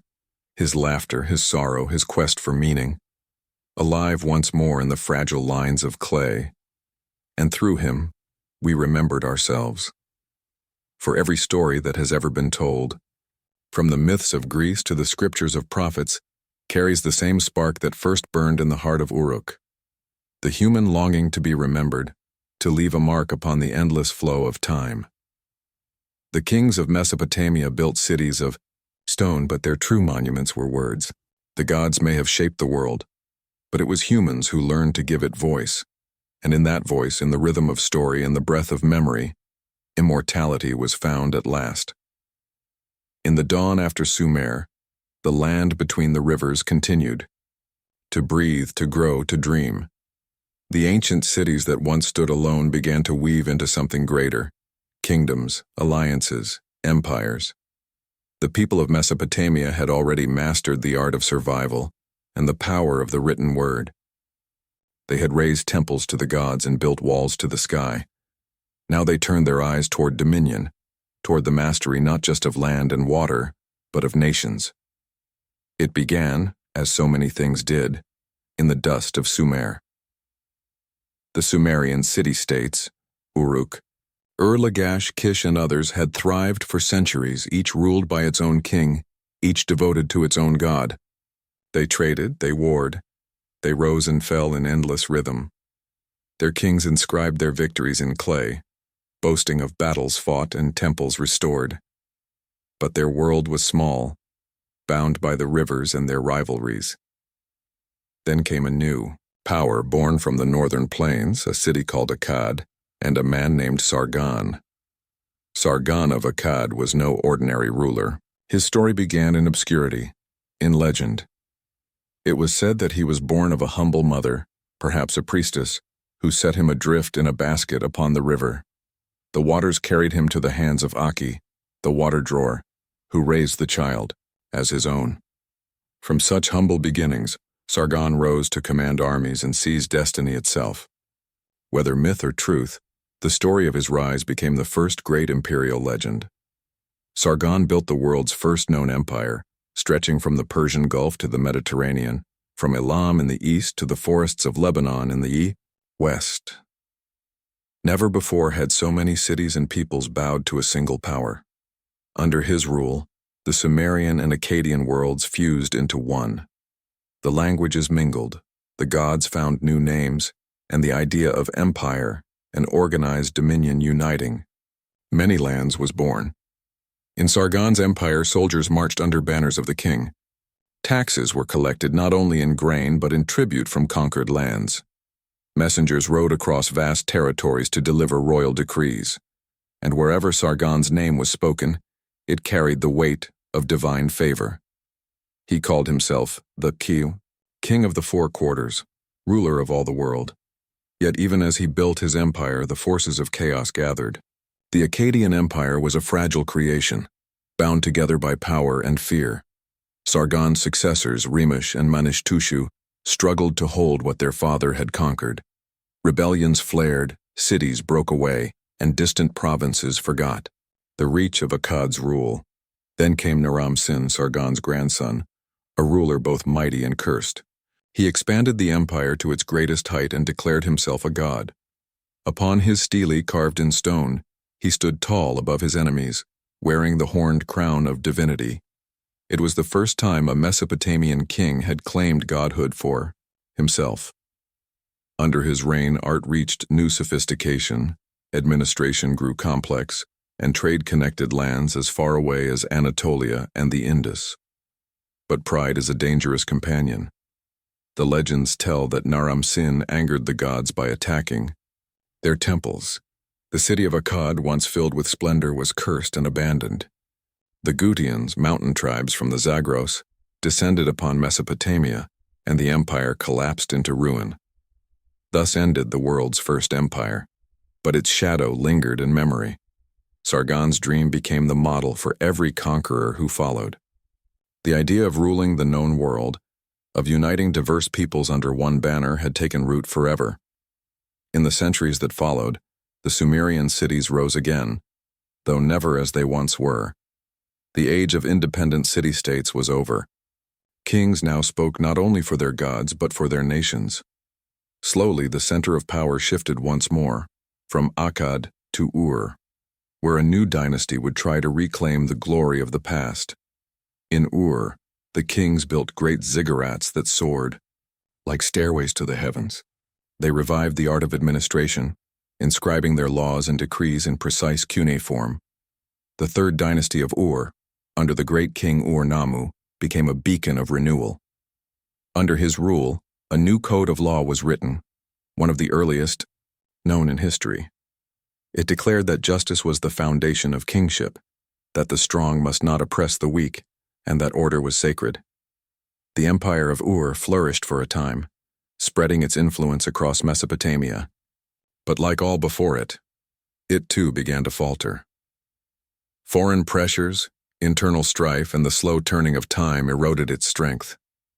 The Elamites swept in from the east, and Ur's final king, Ibbi-Sin, watched his city fall. But even in the ruins, the spirit of empire endured. Each fall laid the foundation for a new beginning. The knowledge of kingship, of law, of architecture and writing, these did not perish. They passed from one generation to the next, carried on clay and memory, evolving like the rivers themselves, and, beyond the horizon in a place called Babylon, a new power was stirring.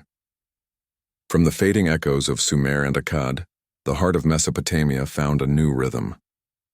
The old city still stood, battered but alive. Ur's walls whispered of glory past. Kish and Lagash clung to their gods and fields. But in the shadow of time, one city began to rise above the rest: Babylon. At first, Babylon was little more than a modest town along the Euphrates. Its early kings ruled a small domain, overshadowed by more ancient powers. Yet within its walls something was growing, a vision of permanence. The city's priests spoke of destiny, of Marduk, the great god who would soon claim supremacy over all others. Babylon, they said, was chosen, not just to rule but to unite heaven and earth. This vision found its champion in Hammurabi, a man whose rule would shape the course of civilization itself.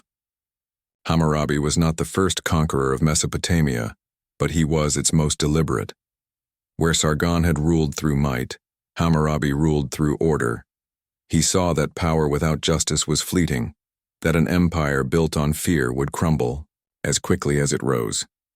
So he crafted a different foundation, one of law, balance, and duty.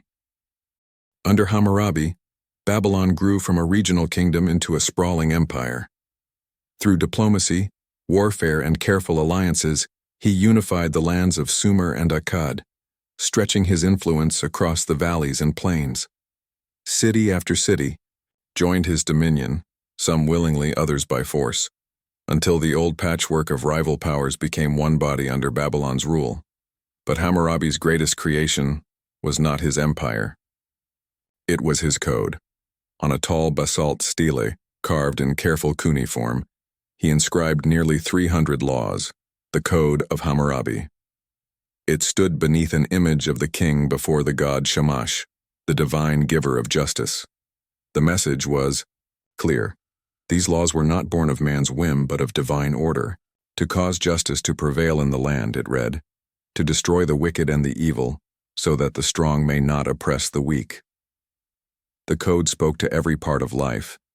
It set rules for trade, for family, for labor, and property. It demanded honesty in contracts, fairness in judgment, and punishment for deceit. It prescribed harsh penalties, the principle of an eye for an eye, but within that harshness lay the seed of equity. Justice, for the first time, had become written, universal, visible to all. Beneath this structure of law, Babylon prospered. Its canals brought water to the fields. Its markets thrived with merchants from distant lands. Priests and scholars filled its temples, keeping records of harvests and offerings, studying the stars and the movements of the heavens. Mathematics, astronomy, and literature all found a home here, nourished by the city's wealth and stability. At the heart of Babylon rose the great ziggurat, Etemenanki, the house of the foundation of heaven and earth. It towered over the plain, its tiers climbing toward the sky. From its summit one could see the fertile rivers winding across the horizon, shimmering like veins of life. For the Babylonians, this was not just architecture. It was theology in stone, a bridge between the divine and mortal worlds, the Yao, very axis of creation. Hammurabi's reign became a golden age, but as ever in Mesopotamia, time was patient and change inevitable. After his death, the empire began to fray. Successors could not hold what he had united. The power that had once flowed through Babylon now trickled into rival hands. Beyond the eastern mountains, new threats stirred: Elamite raiders, Kassite tribes, and to the north the shadow of Assyria began to rise. For a time, Babylon endured under Kassite kings who adopted its culture and language. They restored temples, preserved laws, and guarded the memory of Hammurabi. Even as they ruled, they called themselves not conquerors, but caretakers of Babylon's divine order. This was the city's greatest strength. It could fall, and yet its spirit survived in those who ruled it next. While Babylon looked inward, Assyria grew restless. In the northern city of Ashur along the Tigris, new kings were forging something far more formidable: a warlike state bound not by temples or trade, but by discipline and steel. Assyria's people saw themselves as chosen by the gods to bring order through conquest. Where Babylon's priests sought wisdom, Assyria's kings sought victory. Their rise would change everything. But before the Assyrian storm came, Babylon still dreamed. Its poets and scribes preserved the stories of Gilgamesh, of creation and flood, of gods and men. They wrote hymns to Marduk, declaring him the king of heaven, the one who tamed chaos. The myth of Tiamat and Marduk, of order triumphing over primordial chaos, became the very heart of Babylonian thought. To them, empire was not just politics, it was the reflection of cosmic balance. The king ruled as Marduk ruled the universe. His laws mirrored divine law. His city was the center of creation itself. And so for centuries Babylon remained the sacred heart of Mesopotamia, the city of gods and men, where time itself seemed to bend around its temples. Empires would come and go, but Babylon's name endured like a flame that refused to die. Its glory, however, was not eternal. Far to the north, the Assyrians were learning the same lessons as Sargon once did, that conquest could bind the world together, if only one had the will to hold it, and they had that will. From the north, where the winds sweep through the plains, and the Tigris runs swift and cold, came a new power that would cast its shadow across the ancient world: Assyria. If Babylon was the beating heart of civilization, Assyria was its iron hand. Its people were hardened by mountains and harsh winters, by a land less fertile but rich in resolve. Where the Babylonians built temples to please the gods, the Assyrians built fortresses to conquer in their name. At first, Assyria was a small kingdom centered around the city of Ashur. Its people worshipped their chief god, also called Ashur, believing him to embody both divinity and destiny. Every Assyrian king was his servant, his general, his weapon. The Assyrians believed that the gods had granted them the right to rule the earth, and they pursued that right with relentless precision. In time, the kings of Assyria became the architects of empire. Tiglath-Pileser marched across lands, with armies disciplined beyond anything seen before. His soldiers carried iron weapons, harder, sharper, deadlier than the bronze arms of their foes. They built roads for their troops, fortresses along trade routes, and systems of control that reached into the very soul of their conquests. When Tiglath-Pileser declared victory, it was not merely over nations, but over the will to resist. The Assyrians perfected warfare into an instrument of governance. Their armies moved like storms, swift, devastating, efficient. They built siege towers, battering rams, and engines of destruction. When they conquered a city, they relocated its people to other lands, breaking rebellion by scattering cultures. In doing so, they unintentionally wove a web of languages and customs that spread across the Near East. Under kings like Ashur-Nasirpal II and Shalmaneser III, Assyria grew into a force of nature. They built palaces covered in carved reliefs, walls that told their victories in endless procession. Scenes of battle, captives, and triumph adorned their halls, not only as decoration but as proclamation. To step inside an Assyrian palace was to stand inside the mind of empire itself, where might equaled order, and terror was a tool of peace. Yet even in their ruthlessness, the Assyrians were not without vision. In Nineveh, Nimrud, and Khorsabad, they built cities of beauty as much as power. Gardens bloomed around their palaces, canals fed their fields, and libraries filled with knowledge. The greatest of these kings, Ashurbanipal, gathered thousands of tablets, histories, myths, medical, texts, omens, songs. He saw knowledge as a form of conquest too, a way to rule not just bodies but minds. His library in Nineveh became the memory of the ancient world, a treasury of all that Mesopotamia had ever known. But every empire, no matter how mighty, carries within it the seed of its fall. The Assyrian machine grew too vast, too brutal.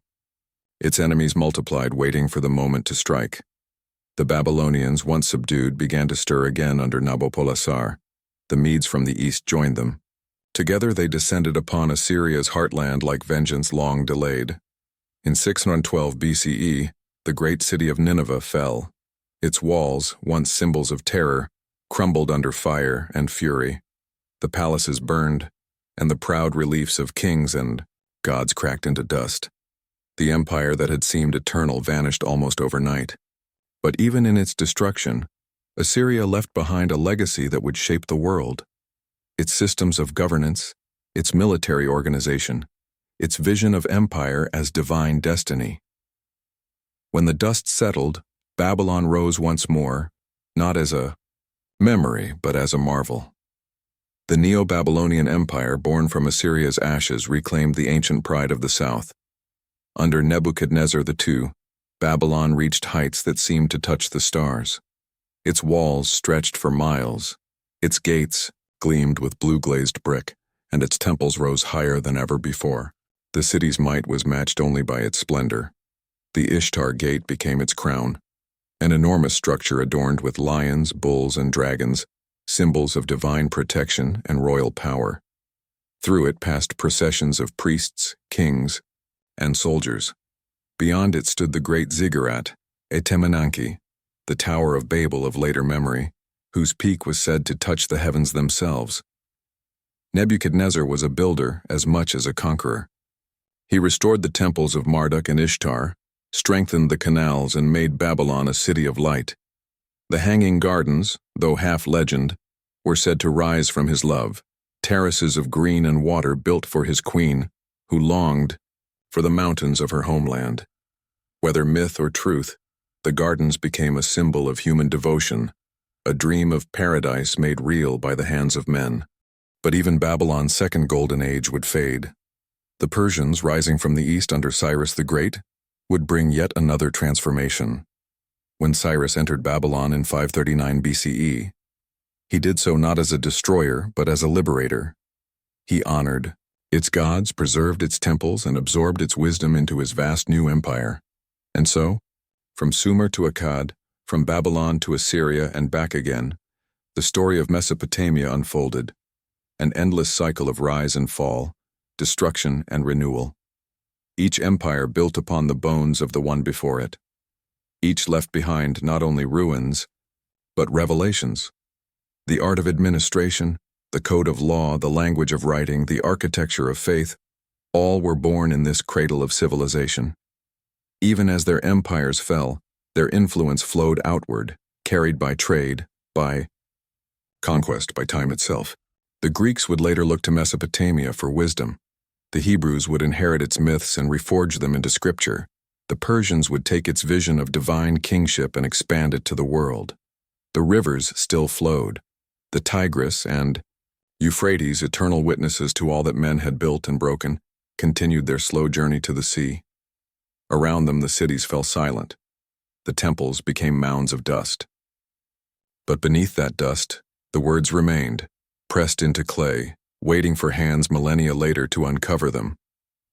When archaeologists first brushed away the sand from those tablets, the voices of Sumer, Akkad, Babylon, and Assyria spoke again. They told of gods and kings, of laws and love, of conquest and longing. They told us that civilization was never a straight path, but a rhythm, creation, collapse, and creation again. And as those ancient words were read once more, the empires of Mesopotamia, long vanished from the earth, rose again, not in stone but in story. For though the cities crumbled, their wisdom endured. In the laws of nations, in the structure of cities, in the stories we still tell of pride, power, and the search for meaning, the spirit of Mesopotamia lives on. From Sumer to Akkad, from Babylon to Assyria and beyond, each empire left behind a single lesson, that no kingdom lasts forever, but what it teaches may outlive eternity. Long after the ziggurats turned to dust, after the reeds that lined the rivers had withered and the great cities of Sumer and Akkad lay silent beneath the desert, the legacy of Mesopotamia continued to breathe through the veins of civilization. Its people had vanished, their temples collapsed, their empires forgotten for millennia, but the world they built had never truly disappeared. It lived quietly, invisibly, beneath everything that came after. Our words, our cities, our calendars, our very concept of time, all are descendants of that first great awakening between the rivers. To understand how deeply that legacy runs is to understand that we are still living in Mesopotamia's shadow. Every sunrise we mark, every law we obey, every story we tell traces its ancestry to those ancient plains where humanity first dared to shape its own destiny. There, between the Tigris and the Euphrates, humans learned not merely to survive, but to organize their survival, to turn the chaos of nature into the order of civilization. They domesticated not only crops and animals, but time itself. They divided the sky, measured the stars, counted the seasons, and in doing so, they built the framework of human thought. Their minds reached upward, even as their feet sank in the mud of the rivers. The calendar we use today carries their fingerprints. The division of a day into 24 hours, of each hour into 60 minutes, each minute into 60 seconds, it all began with the Sumerians and Babylonians. They based their mathematics on the number 60, a system called sexagesimal, born perhaps from the rhythm of counting on fingers and knuckles, or perhaps from the cosmic cycles they observed. Whatever its origin, it survived across 5,000 years, passing through Babylonian astronomers to Greek scholars, from them to Roman engineers, and from them to us. Every tick of a clock is a whisper from Mesopotamia, marking time as they once did, when they gazed at the same stars we still see. Their eyes were not just turned to the heavens for wonder, but for order.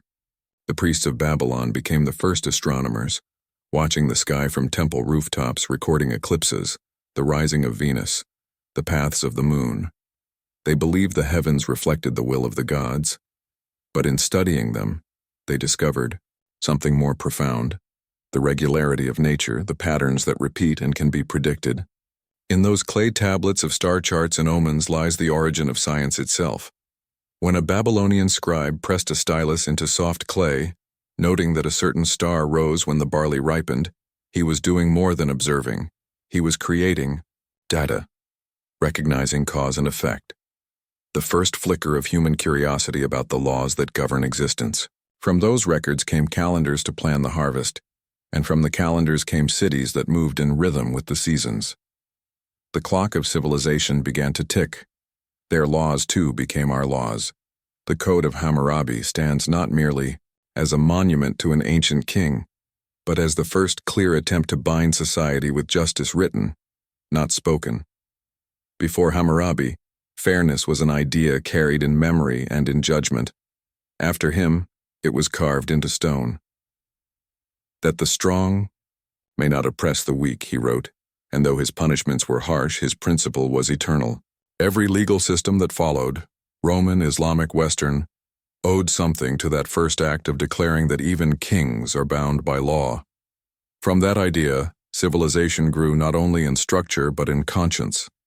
The concept that all people, regardless of power, must answer to an idea greater than themselves became one of humanity's most enduring inheritances.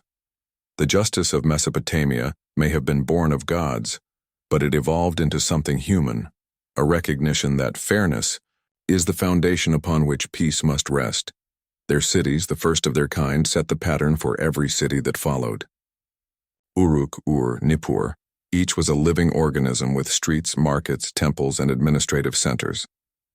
They were not random clusters of homes, but carefully planned communities, designed around the needs of trade, worship, and governance. The blueprint of the modern city, its division into quarters, its hierarchy of function, its pulse of commerce and culture, was first drawn in clay thousands of years ago.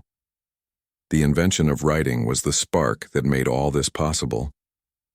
The cuneiform script of Mesopotamia began as a simple accounting tool, marks to record grain, sheep, and trade, but quickly became something far greater. It became thought made permanent. When they began to write, humanity crossed a threshold it could never return from. Words no longer vanished when spoken. They could travel through time. With writing came history, literature, philosophy, memory itself.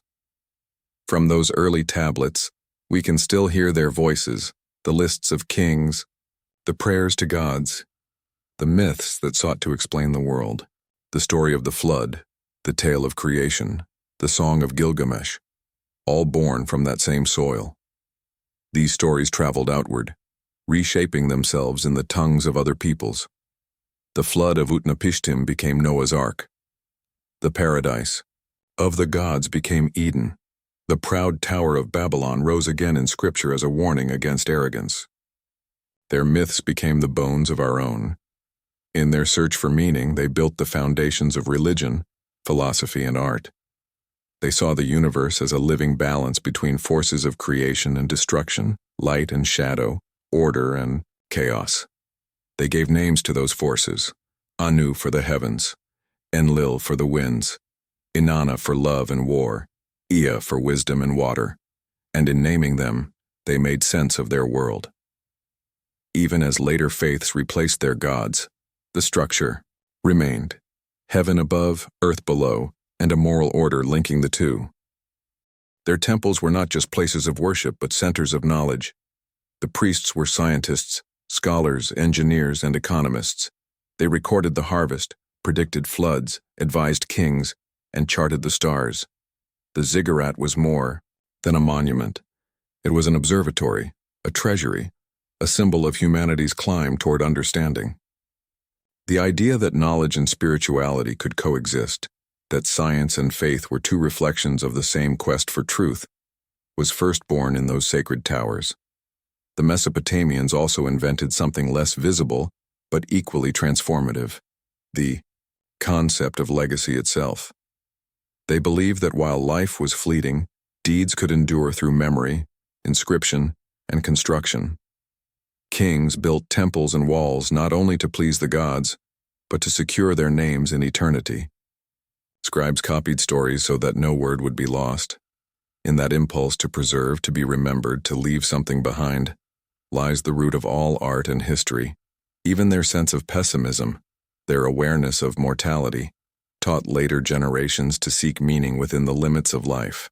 In the Epic of Gilgamesh, the hero's quest for immortality ends not with divine reward but with human understanding. "Look upon the walls of Uruk," he says, "and see what I have built." In those words is the essence of civilization, the belief that while man cannot live forever, his works can. Through war and peace, rise and ruin, that belief traveled the world. When the Greeks wrote of their heroes, when Rome built its laws, when Jerusalem recorded its prophets, when the Renaissance rediscovered reason, all were continuing the same lineage that began with clay tablets in the land between rivers. Even the simplest tools of our modern world echo their creations. The wheel, first turned on Mesopotamian soil, still turns in our machines. The plow that cut their fields became the engine of agriculture that feeds billions. The cylinder seal that rolled over wet clay evolved into the signature, the stamp of identity. Their system of weights and measures formed the basis of trade. Their irrigation canals became the ancestors of every engineered river and aqueduct.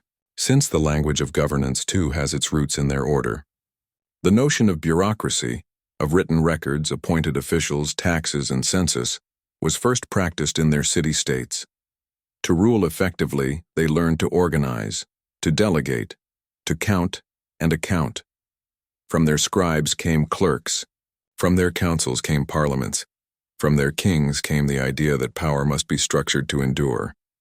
Even the simple act of writing history, the awareness that humanity has a story, that the past is not just myth but memory, was one of their inventions. The Sumerian king list, carved in cuneiform, is the earliest known attempt to record time as a linear progression of rulers and events.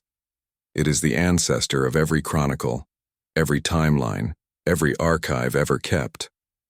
And in that awareness of time came something even greater, the sense of progress, the belief that humanity can learn, improve, build upon what came before. That too began between the rivers, where each generation stood upon the ruins of the last and reached higher.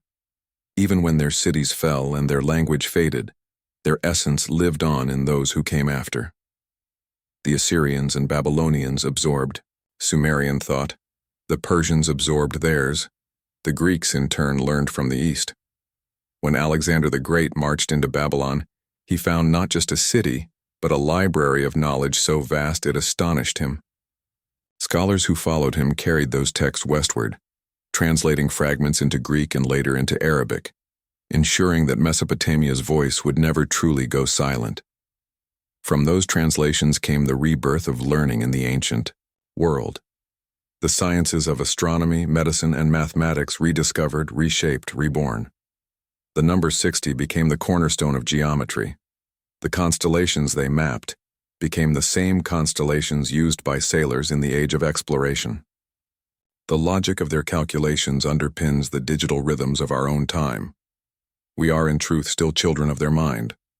Every city skyline that rises today, every legal code, every clock, every library is a reflection of that first miracle, the moment when humanity looked at chaos and decided to build order. If one could stand now on the plains of southern Iraq, where the ruins of Uruk and Ur lie half buried in the sand, the wind would still hum softly through the reeds. The rivers have shifted, the marshes dried, but the soil still remembers. Beneath that ground lie tablets that once held the thoughts of the first thinkers, the dreams of the first dreamers. When they are lifted into the light, the symbols still speak, their wedges still sharp after 5,000 years. It is as if the earth itself has been waiting to speak again. The legacy of Mesopotamia is not simply in what it built, but in what it taught humanity to seek: knowledge, justice, permanence, meaning. It is in our desire to record, to understand, to connect with those who came before. It is in every question we ask about where we come from and why we endure. Civilization, at its heart, is memory. And Mesopotamia was the first memory. Even now, when we look at a city at night, its lights glowing like constellations against the dark, we are seeing the continuation of that ancient spark, the same hunger to create, to bring order from darkness, to shape a world in our image. The same defiance of time, the same whisper that says, "We were here." 5,000 years ago, humanity took its first steps out of the cradle, and in doing so, it left footprints that no wind could erase.